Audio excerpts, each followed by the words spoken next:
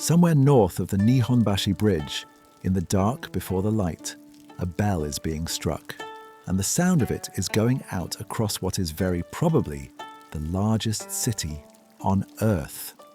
The city is Edo. It will be called Tokyo one day, though not for another 168 years. And the year is 1700. The bell is marking the hour that opens the working day. And the hour it is marking is not the one you know. Here in spring it runs about 2 hours by our reckoning. By midsummer, it will have stretched to nearly 2.5. And by the shortest week of winter, it will have shrunk to a little over an hour and a half. And nobody waking to it this morning finds that strange in the slightest. What reaches you first, before anything you can see, is smoke. 1 million cooking fires do not go out at night in a city built almost entirely of wood and paper and straw. They are banked down under ash in the evening and brought back in the morning, and the smell of that, pine, charcoal, the flat sourness of old ash, lies over everything. Underneath it is the bay at low tide. Underneath that, the packed earth of the street, still damp and somewhere close. Miso, which is what most of this city is about to have for breakfast. Anyone who has been woken by a sound they did not choose, a neighbour's alarm coming through a wall, a truck in the street, somebody else's morning starting before your own, knows the shape of what is happening here. Edo woke to a bell. The bell was not negotiable and it was not private, and every person inside the sound of it began the day at the same moment, which is something almost no city on earth can say now. How many people are waking into this morning is a question with a confident answer, and an honest one. The confident answer is 1 million. The honest one is that nobody ever counted them, and the government of the day did not much intend to. When the shogunate ran its first proper census 21 years after this morning, it counted the townspeople and left out almost everyone else. Exempt from the count were the nobility and the monks and the Shinto priests, and everyone whom the law placed outside the ordinary orders altogether. And the warriors were not counted in any straightforward way either. Those warriors held something close to 70% of the ground this city is standing on. So the million is a reconstruction rather than a count. It is probably about right, and it is also a number built out of the people a government thought worth writing down, which is its own kind of fact about the place. 70% of the ground held for a class of men who have not fought a war in 85 years. The last great battle in Japan was over, before all but the oldest of them were born. Their swords are real, their training is real, their right to go armed in a city where almost nobody else may is real and enforced. And a great many of them spend the day at a desk, drawing a salary paid in rice, owing money to merchants they legally outrank. 9 years before this morning, a German physician stood inside the castle at the middle of this city and was ordered to dance. His name was Engelbert Kampfer, and he was the doctor at the Dutch trading post at Nagasaki, the one door left open to Europe and watched extremely closely.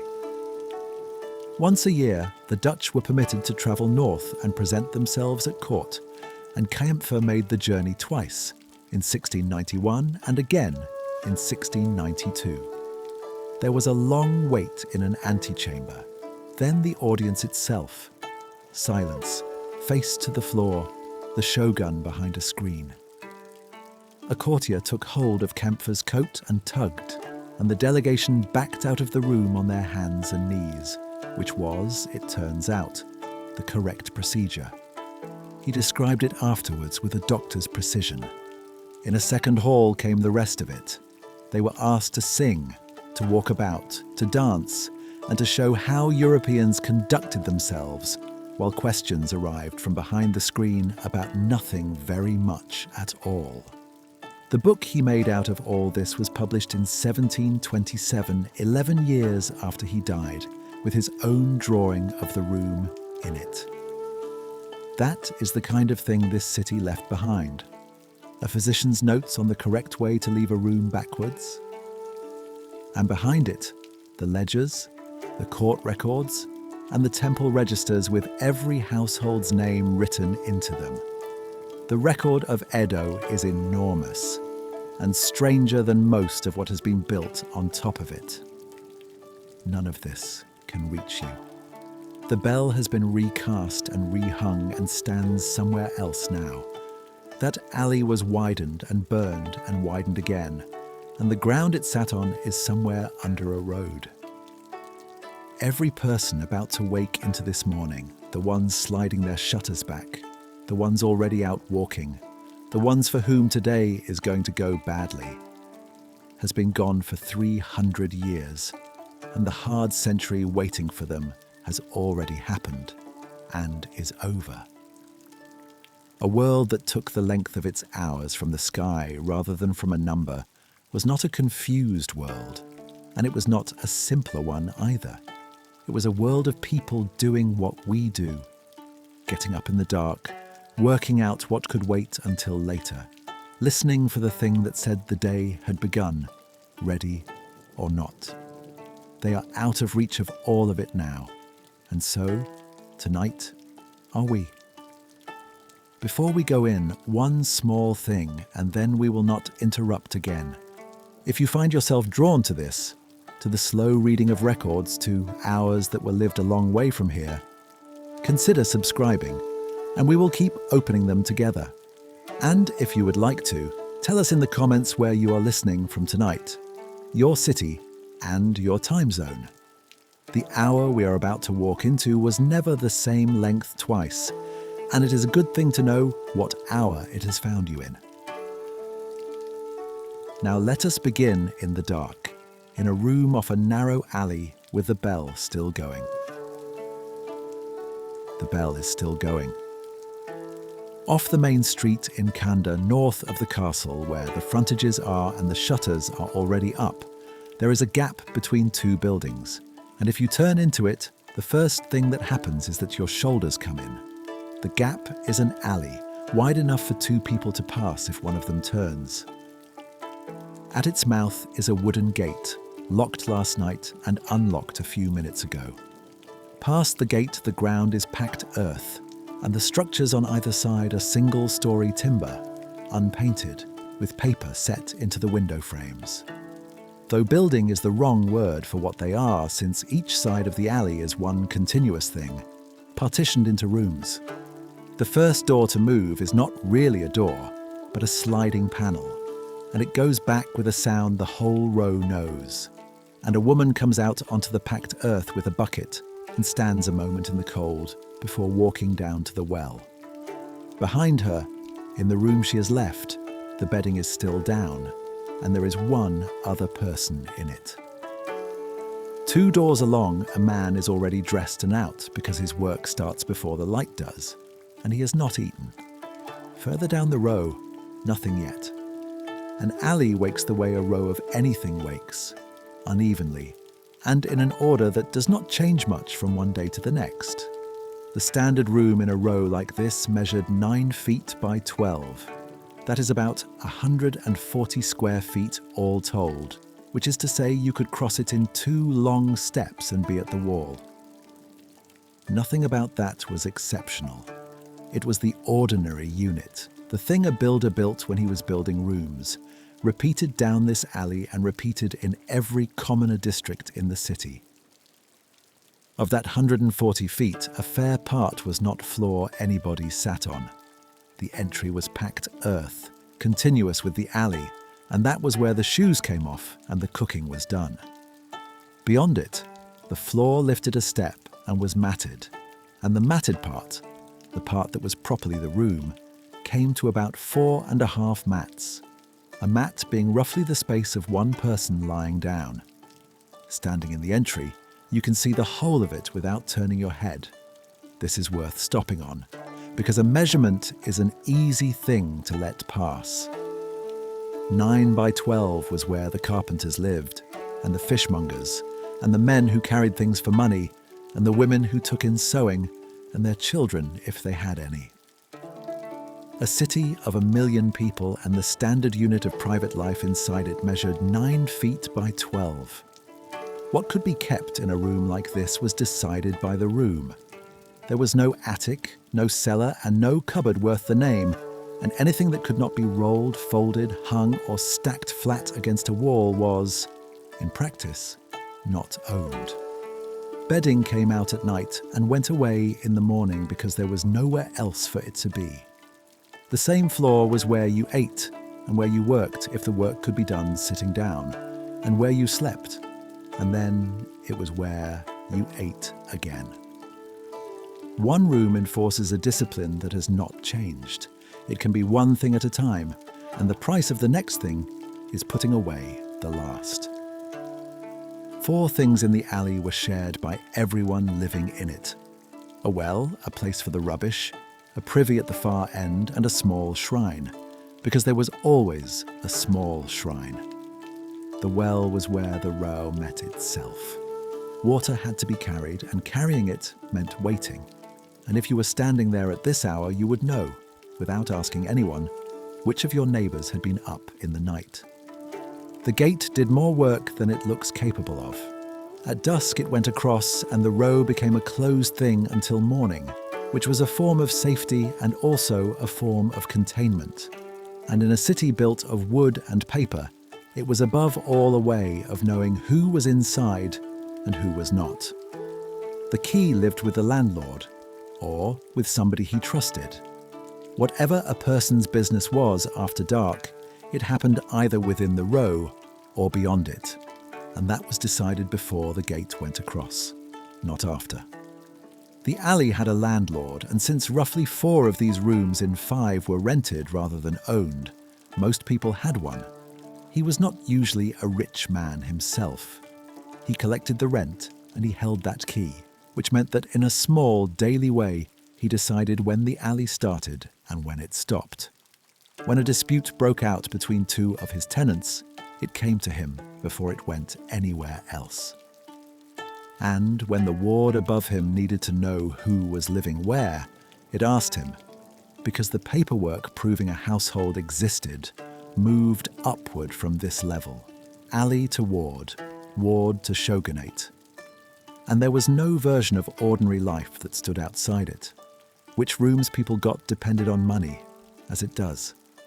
The units facing the main street were the good ones, and the people in them had shops, or trades with a frontage, or enough put-by to want it seen. The rooms down the alley behind, off the packed earth, were cheaper and darker, and the people in them were poorer, and a great many of them had nobody else in the room. That last part explains more about Edo than almost anything else does. The census we have puts the townspeople of this city at roughly 55 women for every 100 men, which is close to 2 men for every woman. It was taken 2 decades after this morning, and across the century that followed, the ratio moved steadily toward balance, which means that on the morning we are standing in, it was probably worse than the figure we can point to. Men came to Edo. They came for work, and they came because their lords were required to be here and brought them along. And they came because the city had a habit of burning down and needing to be built again. Their wives, if they had wives, were in provinces hundreds of miles off and would stay there.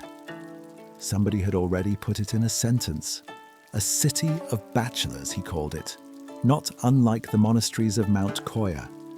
The man who wrote that was Ihara Saikaku, a novelist rather than a statistician, dead 7 years by this morning, and he meant it at least half as a joke. The Count, when it finally came, agreed with him. What that meant for a room 9 feet by 12 is that most of them held one person, and that the thing between one room and the next was a partition, and a partition is not a wall. Living close enough to hear another person's evening through one is not something that belongs only to the past. The manners that grow up around it, hearing everything, saying nothing, were already fully formed in this alley 300 years ago. And at the far end of the row, past the well and the rubbish ground and the little shrine, stood the privy that all of them used. Like the gate and the well and the ground under all of it, the privy belonged to the landlord.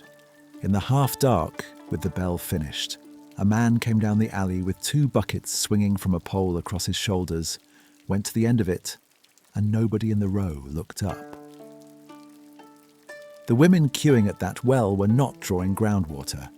In much of Edo, there was no groundwater worth the drawing, and there never had been. The city sits at the head of a bay on ground that is partly made rather than found. Marsh drained, shallows filled in, and what comes up close to the surface there is brackish, or muddy, or both. So the water in that bucket had travelled. It came from the Tama River, 27 miles west of the city, along a channel the shogunate contracted out in 1653 and saw finished the following year, an open cut through the earth, running the whole distance on the fall of the land alone, with no timber shoring along any of it. 27 miles of unlined channel means the gradient had to be read correctly the first time and stay correct the whole way. There was no fixing it afterwards. There was only starting again. At Yotsuya, on the western edge of the city, the water went underground and stopped being a river of any kind. From there, it ran through wooden pipes buried beneath the streets, still moving on gradient alone. Something on the order of 40 miles of pipe under the city, feeding more than 3,600 points where it could be brought back up. Wooden pipe has to be jointed, and buried jointed wood has to hold under pressure and stay held for decades in ground that shifts and settles. Somebody had to be very good at that, over and over, for a very long time. Which is what the well in that alley actually was. A shaft down to a pipe, with a rope and a bucket doing the work. A handle does now. The street the row stood on had the city's water running beneath it, and the queue formed directly above the line. The Tamagawa Channel was not the first of these. An older system, the Kanda Works, was already carrying water into the district we have been standing in, and both were mapped in detail by hand at the time. Those maps survive. They sit in a library in Tokyo, and they show a drawn line running east across the country into a drawn city, with the branches coming off it and dividing again and again until the marks are too fine to follow. Most of us could not say where our own water comes from. It arrives, and the not knowing is the sign that the arrangement is working. You notice a water supply on the day it stops. The people at that well knew exactly where theirs came from, and roughly what it had cost, and some of them could have named the men who dug it, because it had been done inside living memory, and there were still people about who remembered the ground before the water ran through it. Water was the simpler half. The other half of it moved in the opposite direction and also moved by hand, which is where the man with the pole across his shoulders comes back. Down the alley in the half-light, to the privy at the end while nobody in the row looked up. He paid for what he took away. Not a great deal, and not to the tenants who had no claim on it. He paid the landlord or the landlord's agent or whoever held the right to that stretch of alley. Because the right to collect was itself a thing that could be held, bought, contested, and lost. The surviving figures are patchy, but one of them puts a landlord with a large row at 30 or 40 ryo a year from the privies alone. That number rests on thin evidence and should be held loosely. What is not in doubt is the direction the money moved. Susan Hanley, whose work on the material conditions of pre-modern Japanese life is where this is laid out most plainly, puts the difference between Japan and Europe in a single distinction. In the West, human waste was something a household paid to be rid of. In Japan, it was a product with a positive value, and everything else follows from that. The reason is farming. The fields that fed this city needed manure, and human manure was among the best and most available fertilizer a Japanese farmer could get hold of in a country where flat arable ground was scarce and was not getting less scarce. 1 million people produce it daily, without effort, in quantities that do not vary with the weather or the harvest or the price of anything. It was the one supply in Edo that never failed and never had to be organized. Somebody was always going to work out what it was worth, and somebody did. What it was worth depended on where it came from. Waste from a prosperous household sold for more than waste from a poor one. And the reason has nothing to do with status. Rich people ate better. More went in and more of value came out, and the men who bought it were certain the fields could tell the difference. So they priced accordingly and paid more at the gates of the good houses than at the ends of the alleys. Where there is a price, there is a fight about who may charge it. Collection was divided into territories, and the territories were worth having, and guilds inside the city and farmers' associations outside it went to law against one another over who could collect where and at what rate. The price climbed as prices do when the people setting them are organized. Farmers at the poor end of the trade found in time that they could not afford the fertilizer their own fields needed. The obvious thing to do with a fact like this is to make a lesson out of it, and the lesson would be wrong. Nothing in the arrangement came from care for the land. It came from the price of manure in a country short of arable ground, and it held together because labour was cheap enough that men could be found to spend their lives carrying other people's waste out of alleys and down to the water for a wage. No amount of admiring the system improves that job. The picture most of us carry of a pre-modern city is of filth. Open drains, streets you would not put a foot into, the smell of a place with too many people and nowhere to put what they produce. London and Paris in this same century largely earn that picture. Edo mostly does not, and the explanation is commercial rather than cultural. Things that have a buyer do not lie in the street. Where the buckets went was down to the water. Edo was cut through with canals because moving weight in a city this size meant floating it wherever floating was possible.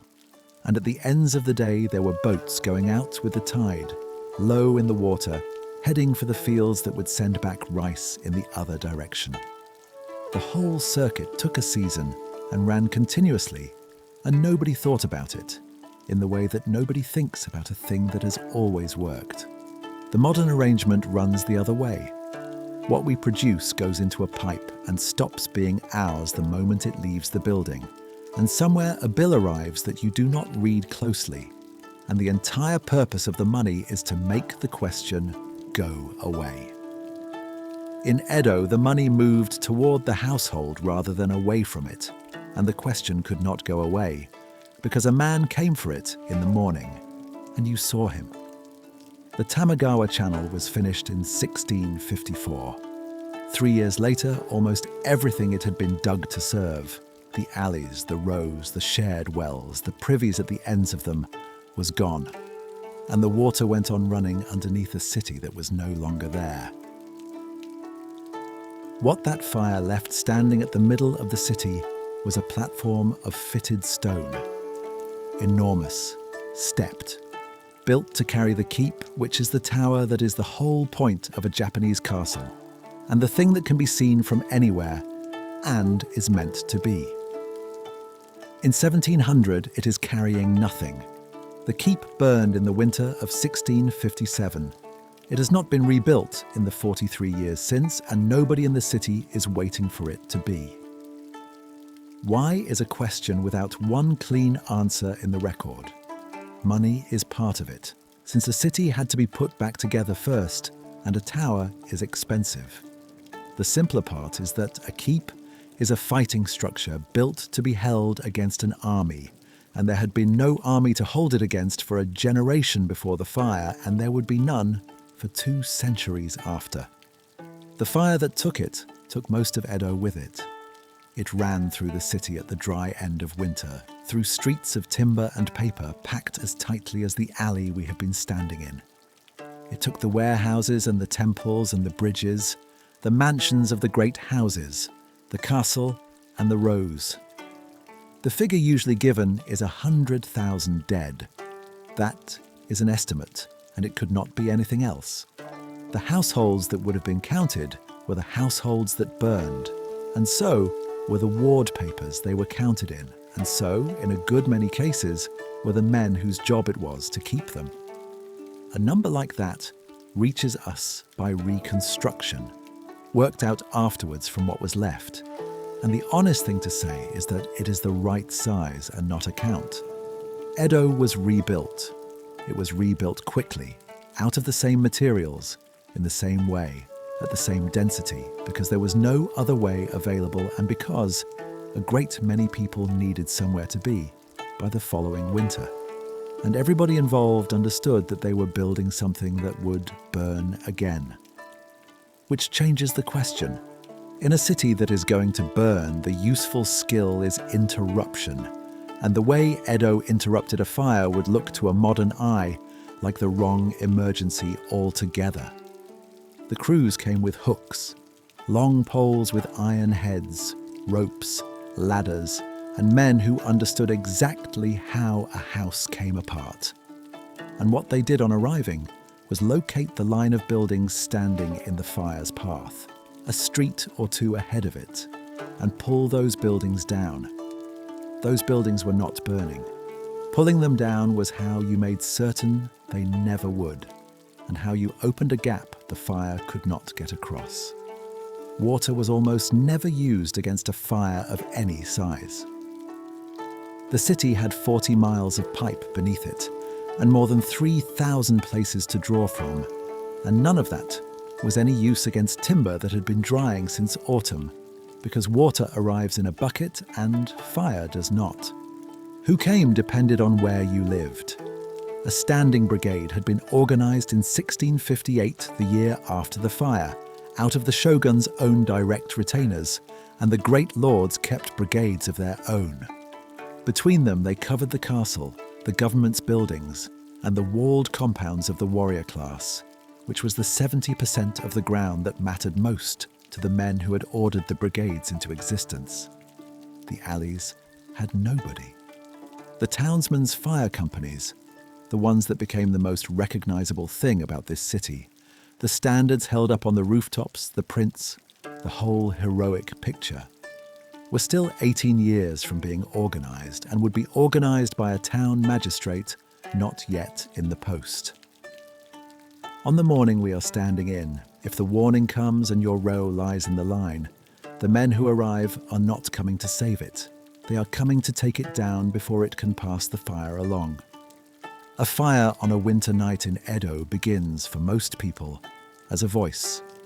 One person starts it, and the warning moves the way everything moves through a city like this, along a line of people who are already awake, out of one alley and into the next, traveling faster than any runner because it does not have to be the same runner. By the time it reaches a given row, 3 or 4 throats have carried it, and the only information in it that matters is the direction and the wind. Then the crew. They come up the alley with the poles and the ropes, and they are not interested in the fire, which is still some streets off and may never arrive. They are interested in the buildings, and they work fast because the gap has to exist before the flame reaches where the gap is going to be. Ropes go over the ridge.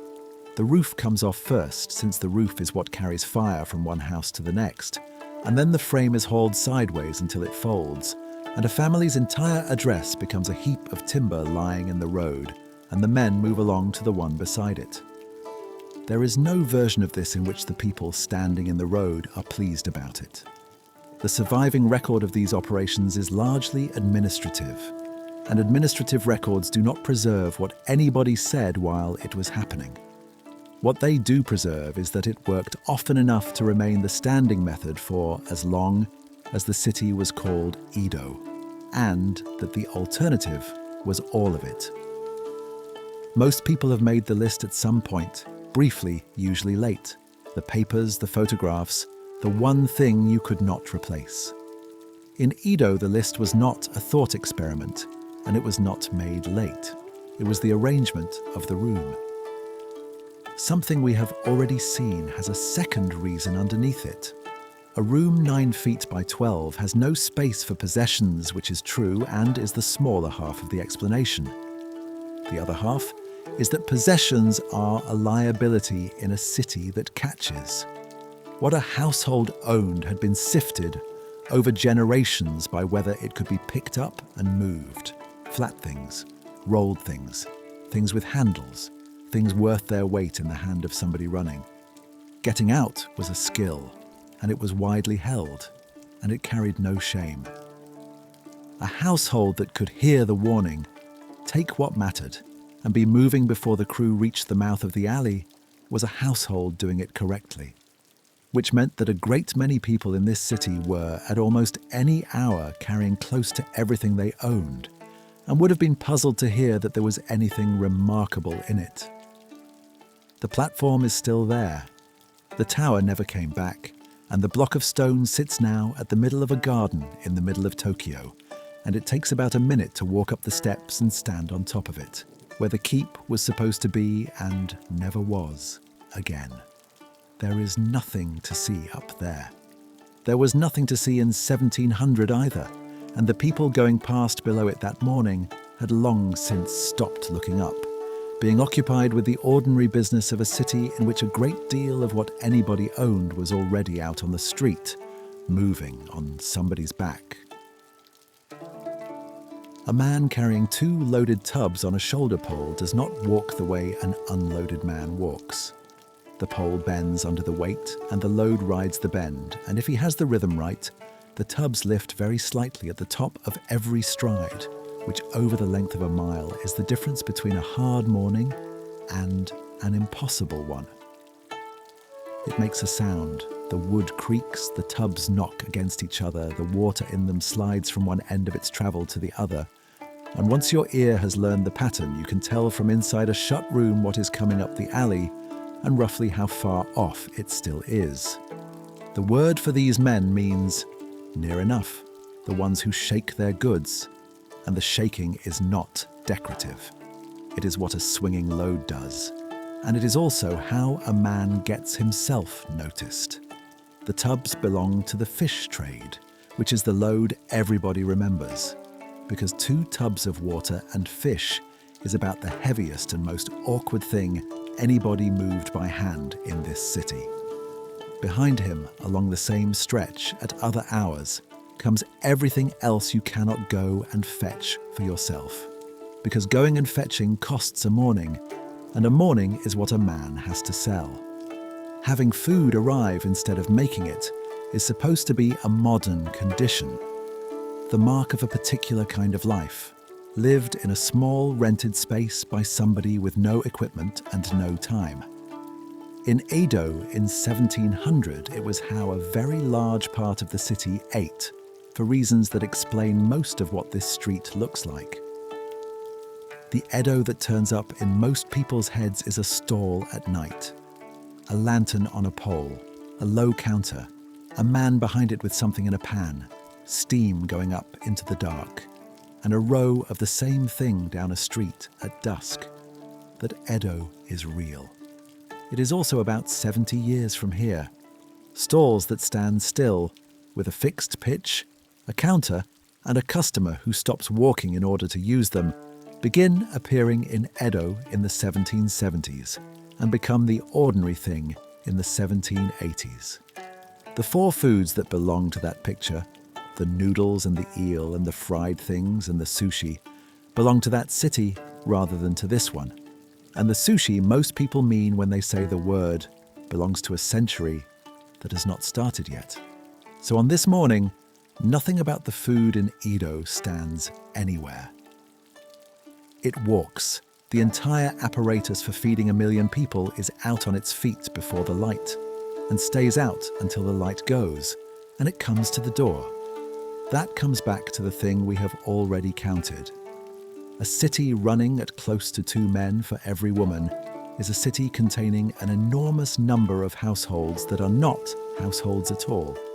1 man, 1 room, and nobody in the arrangement of the age whose work it was to cook. The room is against him too. The cooking end of it is that strip of packed earth by the door, and cooking there means a fire, and a fire means fuel bought by the day and kept dry in a space that has no dry place in it. It also means an open flame in a paper and timber row, at night, an arm's length from where he sleeps, in a city that has already demonstrated where that leads. If you want one hot thing at the end of a day of carrying, you are looking at buying charcoal, storing it, lighting it, waiting on it, and then dealing with the aftermath on the floor where your bedding goes. Or you can hand a few coins to a man who has already done all of that, at scale for several hundred people, and eat it standing in your own doorway with your shoes still on. Almost none of these men wrote anything down. What survives of the peddlers of Edo survives because other people found them worth looking at. In pictures, in the paperwork of the wards they walked through, and in books. The books at this moment largely mean one man, and we have met him already. Saikaku spent a career making literature out of precisely the class of person coming up this alley. The shopkeeper, the peddler, the woman running a business, the appetites and the accounts of people no earlier century had thought worth a chapter. His subject was money and what it did to those who did not have much of it. He wrote about them as though they were interesting, which was not, at the time, an obvious thing to do. What the trade needed in order to start was close to nothing, and that is the whole of its importance. A pole, 2 tubs or 2 baskets, and a morning stock bought on the day. He held no premises, paid no rent, and had nothing left at nightfall, because there was nowhere to leave it and nothing in the load that would keep. That made it available to anybody. A man who walked into Edo owning what he stood in could be working by the following morning, and it mattered enormously in a city still filling up, still putting itself back together, and still drawing in more men each year than it had any settled use for. It also made it a trade that went nowhere. Carrying pays what it carries, and a man can only carry so much, and there is no arrangement anywhere in it under which the load gets lighter as he gets older. What that cost a body is not something the records set out, but it is not hard to work out. Weight on one shoulder, day after day, over years, does specific and permanent things to a spine. Work that needs nothing but a body and a morning stock that can be taken up tomorrow and put down the day after, that pays precisely what it moves and accumulates into nothing. That arrangement has not gone anywhere. It turns up wherever a city fills faster than it can employ people, which is most cities, most of the time. What an arriving stranger would notice before any of it, though, is the noise. A city where the food walks is a city that announces itself all day long, one trade and then another, along the same length of alley, at hours regular enough to be relied on. The alley kept its own clock, and you could read it off the order of what came past. Anything that arrives by season arrives on a pole as well, so the sound of a street changes across the year as much as it changes across a morning. A man in this city could be fed without ever lighting a fire, and washed without owning so much as a bucket to do it in. What could not be carried to his door was company, and Edo had made an arrangement about that as well. Out past its own edge, on its own ground, behind a gate, and written up in a book that anybody could buy. There was a book you could buy in Edo that listed women by name, with the houses they worked in, the standing they held, and what it cost to be received by them. Buying it was an ordinary errand. It was printed and sold in the ordinary market for printed things, alongside everything else a city that liked reference works produced, and a man could take it home and study it at his leisure. Which is where the transaction actually began. at home in the evening, with a page and whatever light he had. He is reading names and numbers. He is doing the arithmetic anybody does before an expensive evening. What he has, what it costs, what he would have to go without in order to have it. And the item he is pricing is a person, and the book has made that straightforward for him by putting her in a column. Almost everything that survives about this quarter was made by people standing on that side of the exchange. The books, the pictures, the poems, the guides. What you are reading when you read about the Yoshiwara is what its customers chose to write down. It wants to be read the way any account is read when it was written by a buyer about a thing he bought. The demand had a shape, and we have already counted it. Close to 2 men for every woman, most of them living alone. A great many of them a long way from anybody who knew their name. There was also a piece of medicine underneath it. It was widely held in this century that a man who went without sex for long enough would become ill. Not restless, not unhappy, but unwell, in the way a man who went without food became unwell. Some substantial portion of the traffic through that gate was understood by the men making it as maintenance. Whether they believed that or found it convenient is not something the record settles, and the two are not mutually exclusive. The arrangement was licensed, and licensed is a word doing a great deal of work here. The state had decided where this would happen, and had decided with equal firmness that it would not happen anywhere else. A judgment about location and supervision rather than about virtue. A licensed quarter implies an unlicensed everywhere else, and the everywhere else is the part we can see least clearly because it was not printing guides to itself. Whatever operated outside the sanctioned ground left far less behind, and most of what it did leave is the paperwork of being caught.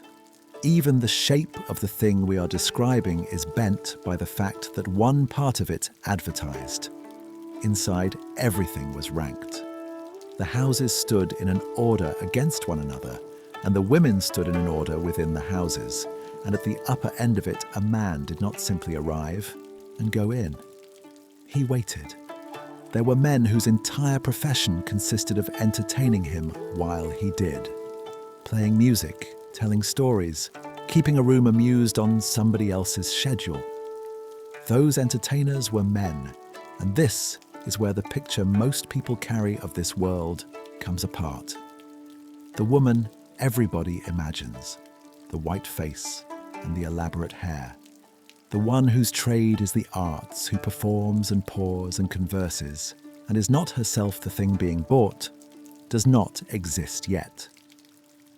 The first woman known to have taken that title in public does so around 1750, half a century after this morning. A musician named Kikuya, working over in Fukagawa. A registry office to supervise the profession follows in 1779. On the morning we are standing in, the word belongs to men, and the men are the support act. Underneath the ranks and the ceremony and the printed guide, the whole arrangement rested on a piece of paper, and the paper was an indenture. A sum of money was paid up front to the woman's father, or to whoever stood as her guardian, and in return a fixed number of years of her labour belonged to the house. Amy Stanley, whose study of prostitution and the household in early modern Japan sets these mechanics out plainly, is exact about what that made it. A labour relationship, entered into by a household, in which the person whose labour it was had not been a party to the agreement. Most of the women in the Yoshiwara were there on contracts of that kind, and a great many of them had been sold into it by families in difficulty. The question that follows is why a family would do it, and the answer is not that they were monsters. A household in real trouble had very few assets it could turn into money quickly, and the labour of the people inside it was the main one. The arrangement was legal, it was known, it was written down, and it produced cash now rather than in a season's time. Set against the alternative, which was frequently the household coming apart altogether It was a decision a great many ordinary people made and understood themselves to be making on the arithmetic. And then the part that turns the whole thing over. Rising in that house cost money, and the money came out of her account. The clothes expected at each level were dearer than the clothes at the level below, and the attendants who came with the standing had to be tipped, and the tipping was charged against her. Advancement, in other words, was billed. So buying a contract out was, by design or by drift, extremely difficult. The debt was a moving figure rather than a fixed one. It tended to move upward, and it moved fastest for the women who were doing best. The figure you would most want to know, how many ever cleared it, is not one the record gives up. A debt that grows faster than the earnings meant to clear it is among the oldest and most durable arrangements there is, and it works the same way wherever it turns up. The harder the person at the bottom works, the further off the end of it gets. What to call any of this is a real problem, and the useful move is to sit with the difficulty rather than pick a word and hurry on. Prostitution imports a modern picture of individual choice that was not on the table. Slavery does not fit either. The contracts were legally recognized, they specified a term, and the family had signed them, though a debt that outgrows the term does a good deal to close the distance. Employment is grotesque. Every available word is wrong in a different direction, and reaching for one of them without noticing is how this material gets quietly softened. What can be said with no hedging at all is narrower and worse. A household in difficulty could convert a daughter into cash. The conversion was legal, it was written down, it was enforceable, and it happened often enough that a printed guide to the results could be bought in a shop. What the women in that book thought about it is the part we do not have. They will have had views about the men and about each other and about the house they were in. There will have been humour in it, and friendship and calculation and rivalry, and all the ordinary machinery of getting through a life. Almost none of it comes down to us in their own words. The names you can read are the names the buyers needed to know. The customers left a literature. The women are in a list. The arithmetic in that ledger, money handed over now against labour owed later with the interest running the wrong way, was not confined to 1/4 of one city. It was the arithmetic of the age, and its largest expression was carried out in daylight, on the open road, in front of everybody, by whole provinces at a time, walking. The coast road comes up along the bay into the southern edge of Edo at Shinagawa, and on the morning we are looking at, there is nothing moving on it in either direction. Everything has been stopped. Carters, porters, pilgrims, the man with the fish. All of it has been pulled onto the verge, and the road is empty, and the emptiness is the first thing that tells you the size of what is coming along it. What reaches you first is the dust, standing up over the road some way south of you, moving slowly nearer, well before there is anything underneath it to look at. Then, the sound, which is not what a modern ear expects. Enough people walking on packed earth that nobody is in step do not make a tramping noise. What they make is a low, continuous roar, like water heard a long way off, with the harder sounds coming out of it at intervals, a hoof, a shouted instruction, the creak of a carrying pole taking the weight round a bend. Then it arrives, and it arrives as men on foot, a great many of them, walking in an order that was decided in advance and is being maintained under conditions that make maintaining it difficult. Horses and porters carrying the baggage of an entire household on the move, which is what this is, and distributed along the whole length of it. At intervals, the equipment that exists for no purpose whatsoever beyond being looked at. What you are watching go past is money, being spent, in public, on purpose. It takes a long time to go by, long enough that the people waiting on the verge sit down, and long enough that when the last of it has gone and the verge empties back onto the road, everything carrying anything perishable is now behind where it wanted to be. The fish reaches Edo late. Somebody absorbs that further up the line without ever learning why. What is on that road is a lord going to work. Every daimyo in the country spent roughly 1 year in Edo, and the next in his own province, alternating for as long as he held the domain. The system is called alternate attendance, and on its face, it is a demonstration of loyalty. You come to the capital in person, and you are seen to come. The part that matters is what does not alternate.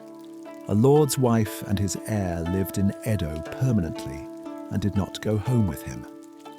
A wife and an heir resident in the shogun's capital at an address the government knows are a guarantee, and everybody concerned understood that they were. The 5 great highways were designated in 1604, and the traffic that made them necessary was substantially this. The roads of Japan were laid out for a system of compulsory visiting. The costs fell under 3 headings, and together they explain a good deal about the shape of the city. First, the journey itself, lodging, food, porters, horses, which scaled directly with the size of the column, so that the more impressive the display, the more it came to. Second, the Edo residences. Third, appearances. The equipment and the dress, which sat in the accounts as a line item in exactly the way the horses did, which means somebody was answerable for how it looked, which means somebody was inspecting it before it went past you. Estimates of what all this cost a domain run from about 1/10 of its annual expenditure up to about 1/3, with a quarter appearing often enough to serve as a working figure. Larger numbers circulate, a half, sometimes more, and they do not hold up. Whether the impoverishment was the design or simply the byproduct is argued about, and it is a real argument rather than a stylistic one. A system that began as a demonstration of attendance would produce ruinous expense as a side effect, and a government that noticed the side effect and declined to correct it has done something rather different from a government that planned it from the start. The record does not settle which. What is not in dispute is the result. A lord spending a quarter of his revenue on being magnificent in public is a lord who is not spending it on anything else. And there was no way to stop doing it that did not look like something worse. The second heading is the one visible from the street. A domain of any size kept not 1 house in Edo, but 3, an upper compound, a middle and a lower. And all of them stood the whole year round, staffed the whole year round, whether the lord was in residence or on the far side of the country. That is where the 70% of Edo's ground we counted at the start actually went.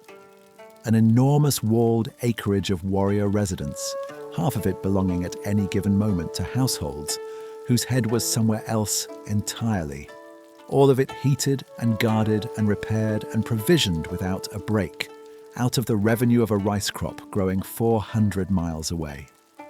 What all this was like from the inside is known largely because a number of samurai from the province of Tosa kept diaries, and those diaries were never published and sat in an archive until a historian went and read them.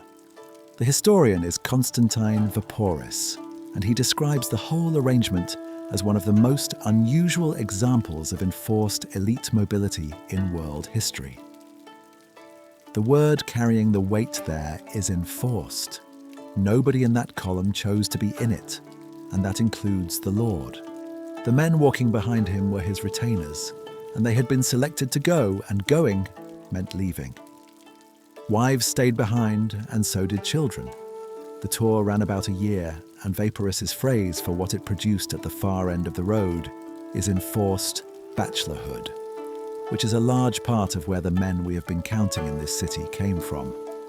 What the diaries mostly record is the ordinary business of being there, what things cost in the capital, what was bought, how the days went, which is what anybody would expect from men on a posting, writing at the end of an evening in a place they had not chosen and could not leave.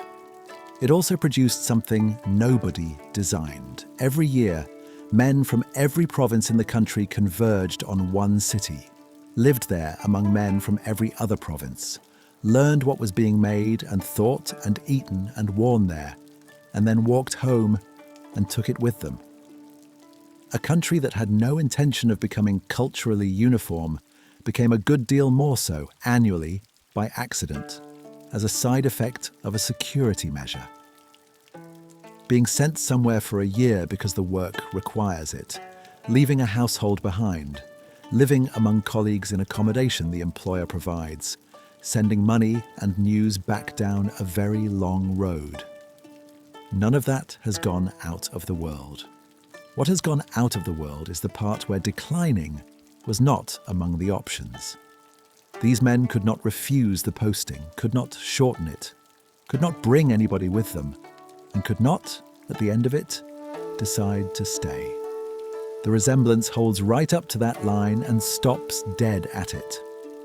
The column takes most of the morning to get past, and the last of it is the least impressive part. The baggage, the spare horses, the men whose place in the order is at the back. They come in through the southern edge of the city in the early afternoon. Somewhere in that tale is a man who will spend the next year in a room inside one of those compounds, with his wife on the other side of the country, doing work that has almost nothing to do with the sword he is wearing. The first thing he is going to discover about it is how long a day can be. The day is divided, and the divisions are what a man on duty actually lives inside. He is on for a stretch, and then off for a stretch, and then on again. And the boundaries are marked by a bell he can hear from wherever he happens to be standing. What fills the stretches is a separate question, and on a great many days the answer is not very much. Standing at a gate is work in the sense that somebody has to stand at the gate. Whether anything occurs at the gate is a different matter, and mostly nothing does. The arithmetic underneath that is not complicated. An establishment kept up all year in order to be an establishment will contain more men than it has tasks, because the number of men is set by what the household is worth, and the number of tasks is set by what the household needs. And those are two entirely different figures. Everybody inside knows which of the two he is part of. Being maintained rather than needed does a particular thing to a person, and it is not what overwork does. The days get longer rather than harder, and less distinguishable from one another, and the real labour becomes the effort of continuing to care about doing a small thing properly. If you have ever held a post where the post existed and the work did not, you will know the specific tiredness that comes of it, which has nothing in common with the tiredness of being busy. What he is paid for, it arrives as rice. The unit is the koku, which was, in principle, the quantity of rice one person eats in a year.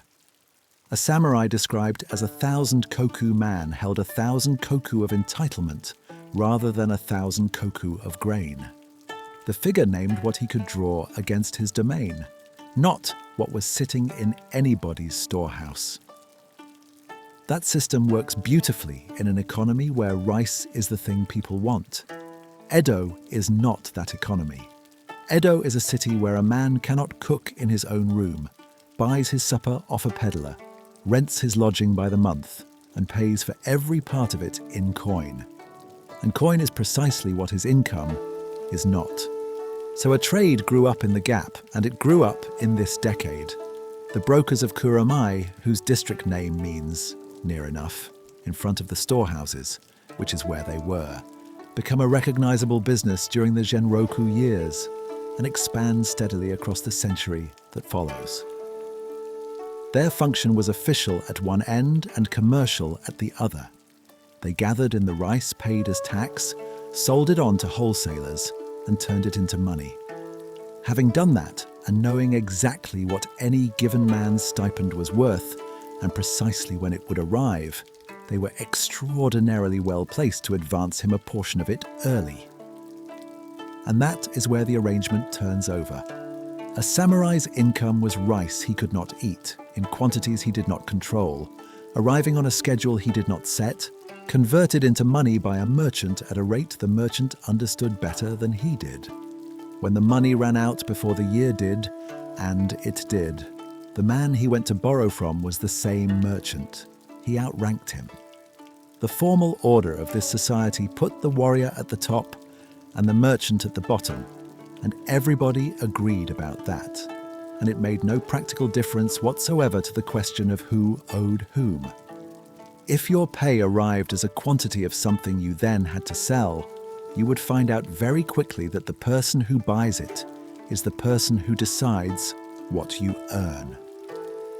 That holds whether the thing is rice or anything else, and it has never stopped holding. The clearest account we have of what all this did to the warrior class was written down about a generation after the morning we are standing in by a scholar named Ogyu Sarai. He was 34 years old in 1700, and he spent his working life on the question of how a government ought to be run and the condition he set out. A ruling class living entirely by purchase, producing nothing, buying everything, permanently a little short, is the condition these men are in the early stages of, which means the diagnosis we have of this year was written by somebody looking back at it from the 1720s, describing where it had ended up. He had been alive for the start of it, which makes him a good witness. He was writing about the far end of it, which makes him a witness to something later than the thing we are standing in. All of which sets up a question nobody in this class could avoid, and to which the arrangement offered no answer. What happens when the stipend stops? In the spring of 1701, inside Edo Castle, a provincial lord named Asano drew a blade on a senior official of the shogun's court, a man called Kira. Why he did it is the part the record does not settle and never has. What followed was not in doubt. Asano did not survive it. His domain was broken up, and the men who had served him ceased in a single administrative stroke to be retainers of anybody. The word for what they became is ronin, and it is not a romantic word. It describes a man in possession of a rank, a training, an education, a sword and a family name, with no income attached to any of it. Everything he is entitled to remains intact. The thing that paid for it is gone. 47 of them, under a senior retainer named Oishi Kuranosuke, waited close to 2 years. What they did during those 2 years is the part the play is most interested in, and the part the record supports least. What is certain is the interval, and the interval runs to something near 21 months, which is an extraordinarily long time to hold a decision together among 47 people in a city where the government read the post. On the 14th day of the 12th month of the 15th year of Genroku, the 30th of January, 1703 by the calendar most of us use, they went to Kira's house and killed him. It was the middle of winter and the middle of the night, and by the time Edo was properly awake, it already knew. They did not scatter. They went in a body, in the open, across a waking city to a temple in the south of it called Sengakuji, where they are buried and have been since that year. And there they stopped and waited to be dealt with. 7 weeks passed before the government said what it intended to do with them. 7 weeks is a long time. Whatever was being argued in that interval is not something the record hands over in full, but the length of the interval is itself evidence that there was an argument, and it is not difficult to see what the argument was about. These men had done, precisely and at enormous cost to themselves, the thing that everything anybody said about loyalty required a retainer to do. They had also carried out a planned killing in the shogun's own capital, which was the single thing the entire apparatus of the shogun's peace existed to prevent. Both of those were true at once, and the state had to write down which one it believed. On the 20th of March, 1703, they were ordered to die by their own hand. The version almost everybody knows is a play. It was written in 1748, 45 years afterwards, in 11 acts, by 3 men working together. Because the shogunate forbade the dramatizing of current events, the names were altered and the whole thing was shifted back into an earlier century, which is what censorship of that sort tends to produce. Not silence, but a thin disguise that everybody sees through and nobody is obliged to mention. Records that predate the play survive, and where they can be set against it, they do not agree with it. So the account that has come down to the world as the definitive statement of Japanese loyalty is, strictly speaking, a work of fiction, composed by 3 men about an event none of them witnessed, under a law requiring them to pretend it was about something else entirely. None of which is unusual, and that is the uncomfortable part of it. Things happen. The happening gets told. The telling takes on a shape because events are shapeless and stories are not. And inside 2 generations, the shape is what the name means. It happens to wars and to families and to anybody who has ever had a story told about them at a funeral. It does not usually happen to a country's idea of itself. The order to die came from a government, and the government at this date came down, in the end, to 1 man. He is the same man who in that same decade put his name to a body of law, protecting the lives of dogs and birds and fish and shellfish and insects. He is also the man who made a Dutch doctor stand up in a room and sing. What Kämpfer chiefly saw of the shogun's audience hall was the matting on the floor of it, at a distance of about 4 inches from his eyes, for as long as it took. The instruction had been to put his face down. There was no instruction covering when to lift it again. Before that, there had been a wait in an antechamber, and nobody had said how long the wait would be.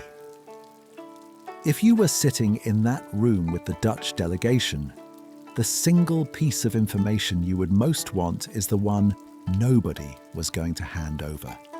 And the withholding was not an oversight. A room you sit in for an unspecified period at another man's convenience has already explained the arrangement without anybody having to be rude about it. Then the hall. They went in, they went down, and they held it. The shogun was present and was behind a screen, which meant that the most important person in the room was the one person in it nobody could look at. Nothing was said. After some interval, a courtier came across and took hold of Kämpfer's coat and tugged, which was the signal, and the delegation went out backwards on their hands and knees. That was the formal half, and had it stopped there, it would have been a stiff piece of protocol and nothing more. It did not stop there. In a second hall, the delegation was asked to sing, and then to dance, and then to walk about so that the manner in which Europeans walked could be observed. Questions followed from behind the screen on subjects that Kämpfer, writing the whole business up afterwards, could not make sound like anything other than small talk. Somewhere in that room, and you would not have been able to say precisely where, was the person the entire journey had been undertaken for. Being required to perform for somebody who cannot be seen does something to a man, and Kämpfer, who was serious and an extremely good naturalist, got it onto the page without ever quite stating what he made of it. None of it was gratuitous. The journey happened because the Dutch wanted to go on trading, and the shogunate wanted to be attended upon, and the singing was, in a plain commercial sense, part of what the trade cost. The delegation understood that. So did the man behind the screen. His name was Tokugawa Tsunayoshi, and he was the 5th shogun of his line. He was born in 1646, in the year of the dog, which is the detail everybody knows about him, and very nearly the only one. From 1685 onward, he put his name to a body of law that came to be known collectively by a phrase translating as showing compassion for living things. Its reach was very wide. Dogs, most famously, but also cats and birds and fish and shellfish and insects. At Nakano, then a village outside the city, an enormous shelter was built for strays holding thousands of animals, with a staff to run it that included men whose official function was doctor to dogs. How many were housed there at its height is a figure that varies so violently between accounts that giving one would be a species of lie. And then there is the half of that law which almost never gets mentioned. The same body of edicts in the same program under the same phrase was also directed at abandoned children, at the sick, and at the old. In the order it was actually written, that list changes shape. A law about the treatment of living things. In a country where living things included infants left out, and people too ill to work, and people too old to be carried by a household that could not carry them. The insects are the part that survived into the caricature. The foundlings are the part that did not. Most people have run into a rule that looks ridiculous from outside and turns out, when you look at it properly, to be a scar. Somebody did something once, and what remains of the argument about it is a regulation. No government legislates against the abandonment of infants in a society where infants are not being abandoned. Which leaves the reputation, and the reputation has an answer, and the answer is uncomfortable. Beatrice Bodart Bailey wrote the book that makes the case, and its title takes the caricature straight on: The Dog Shogun. Her argument is about sources. Tsunayoshi's notoriety, she maintains, comes substantially out of the writing of samurai historians and officials, which is to say, out of the class of people whose privileges he had cut back on behalf of commoners, and who were also the class of people who wrote things down. None of that makes the edicts painless. They were burdensome, they were enforced, and the shelter at Nakano was not free. Somebody's money built it, and somebody's money kept it. A law protecting insects is a law that anybody can break at any moment, which gives it an extraordinary reach. And a government holding extraordinary reach is holding something it can point in other directions later. All of that is true at once. It is also true that the people who set him down as a madman were the people the policy had cost. He died in 1709, and the edicts were substantially undone almost at once, which is its own small piece of evidence about who had resented them, and by how much. There is a practical question sitting underneath all of it that is easy to walk past. Edo holds something close to 1 million people. It has nothing that a modern reader would recognize as a police force. So how does a decision taken behind a screen in that hall become a thing that actually happens in an alley in Kanda? It does not travel directly, and it does not need to. The government's own arm reaches down as far as the ward and stops there. Below the ward, the mechanism is other people.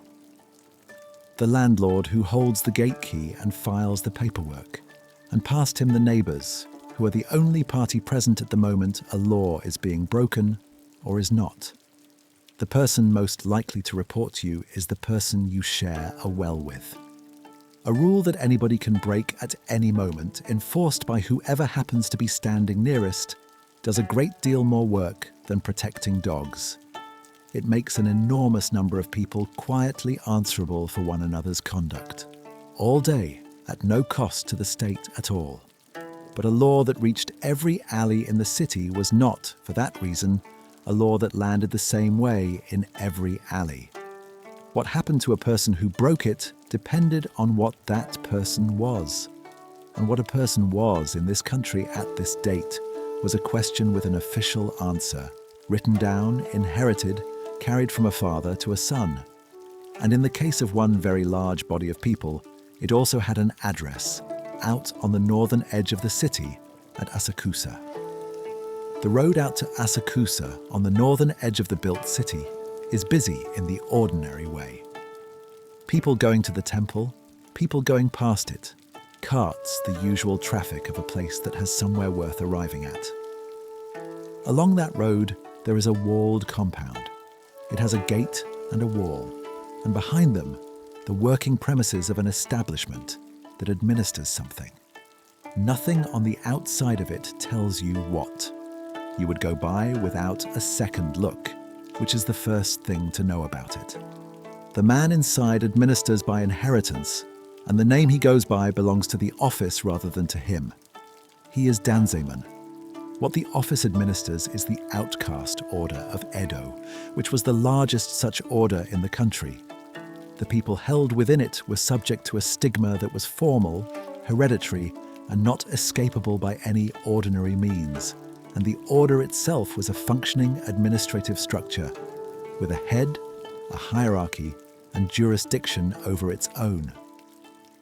A count taken a full century after the morning we are standing in put more than 7,500 households under Danzemon's authority. That figure belongs to the year 1800 and should not be quietly lent backwards. What it establishes is the scale of the thing at its documented height, not its size on this particular morning. Why the stigma attached in the first place is an older and longer story than the records of this period attempt. The documents of Edo treat the status as given, as something already true, requiring no account of itself, which is what documents generally do with an arrangement that has been in place longer than anyone can remember. The registration system we have already met, the one that carried a household's name upward from the alley to the ward, recorded what a household was, as well as who was in it. A status held in writing and renewed on paper every year is a status nobody escapes by moving house. All of which raises a question the whole city depended on the answer to. If a person could be placed outside the official order of society, then there was an official order of society. So what was it? The version most people outside Japan have been taught is a pyramid with 4 tiers. Warriors at the top, then the peasants who fed everybody, then the artisans who made things, and at the bottom, the merchants who were held to produce nothing and merely to move other people's goods about at a profit. It is tidy, it has a Confucian logic behind it, and it appears in a great many textbooks. It does not appear in Japanese ones. From around the 1990s, historians working directly through the primary documents of the period, rather than through the inherited scheme, took the 4-class hierarchy apart, and it has since been removed from Japanese school textbooks.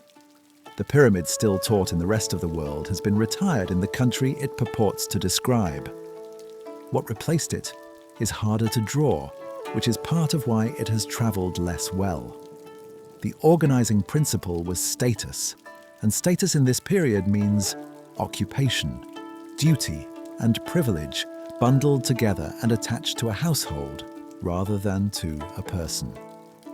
Legally, there were 8 distinguishable categories rather than 4, and the ones at either end, the great lords at one extreme, the outcast orders at the other, sat outside the tidy scheme altogether.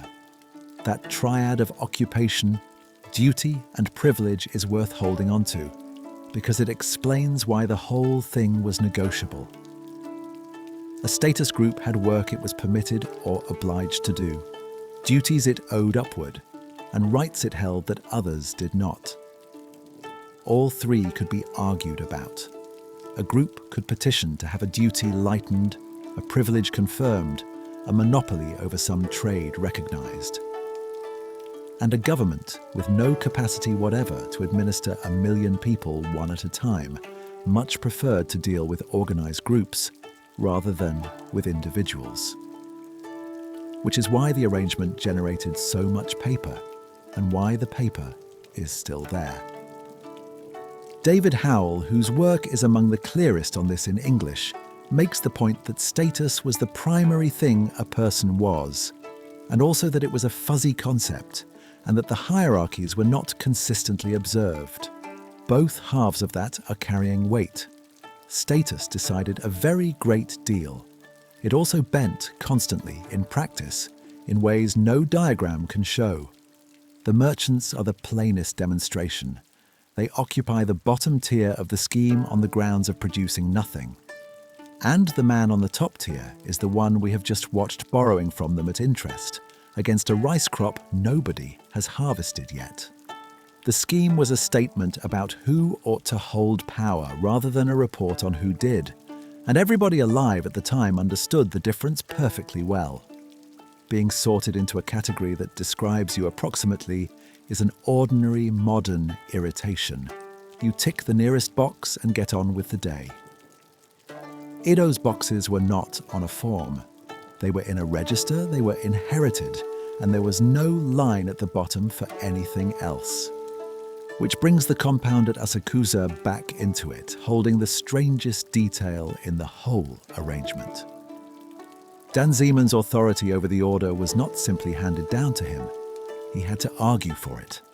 The argument he made and went on making across the 18th century was genealogical. Claims about his ancestry, pressed and repressed, used to establish that his household stood at the apex of a properly constituted structure. The head of the outcast order of Edo secured his position by exactly the method a great lord used, by asserting who his forebears had been. The two accounts in English that go furthest into this are Gerald Gromer's study of how the Edo outcast order came to be created, published in an academic journal, and Timothy Amos's book on Danzeman and that order.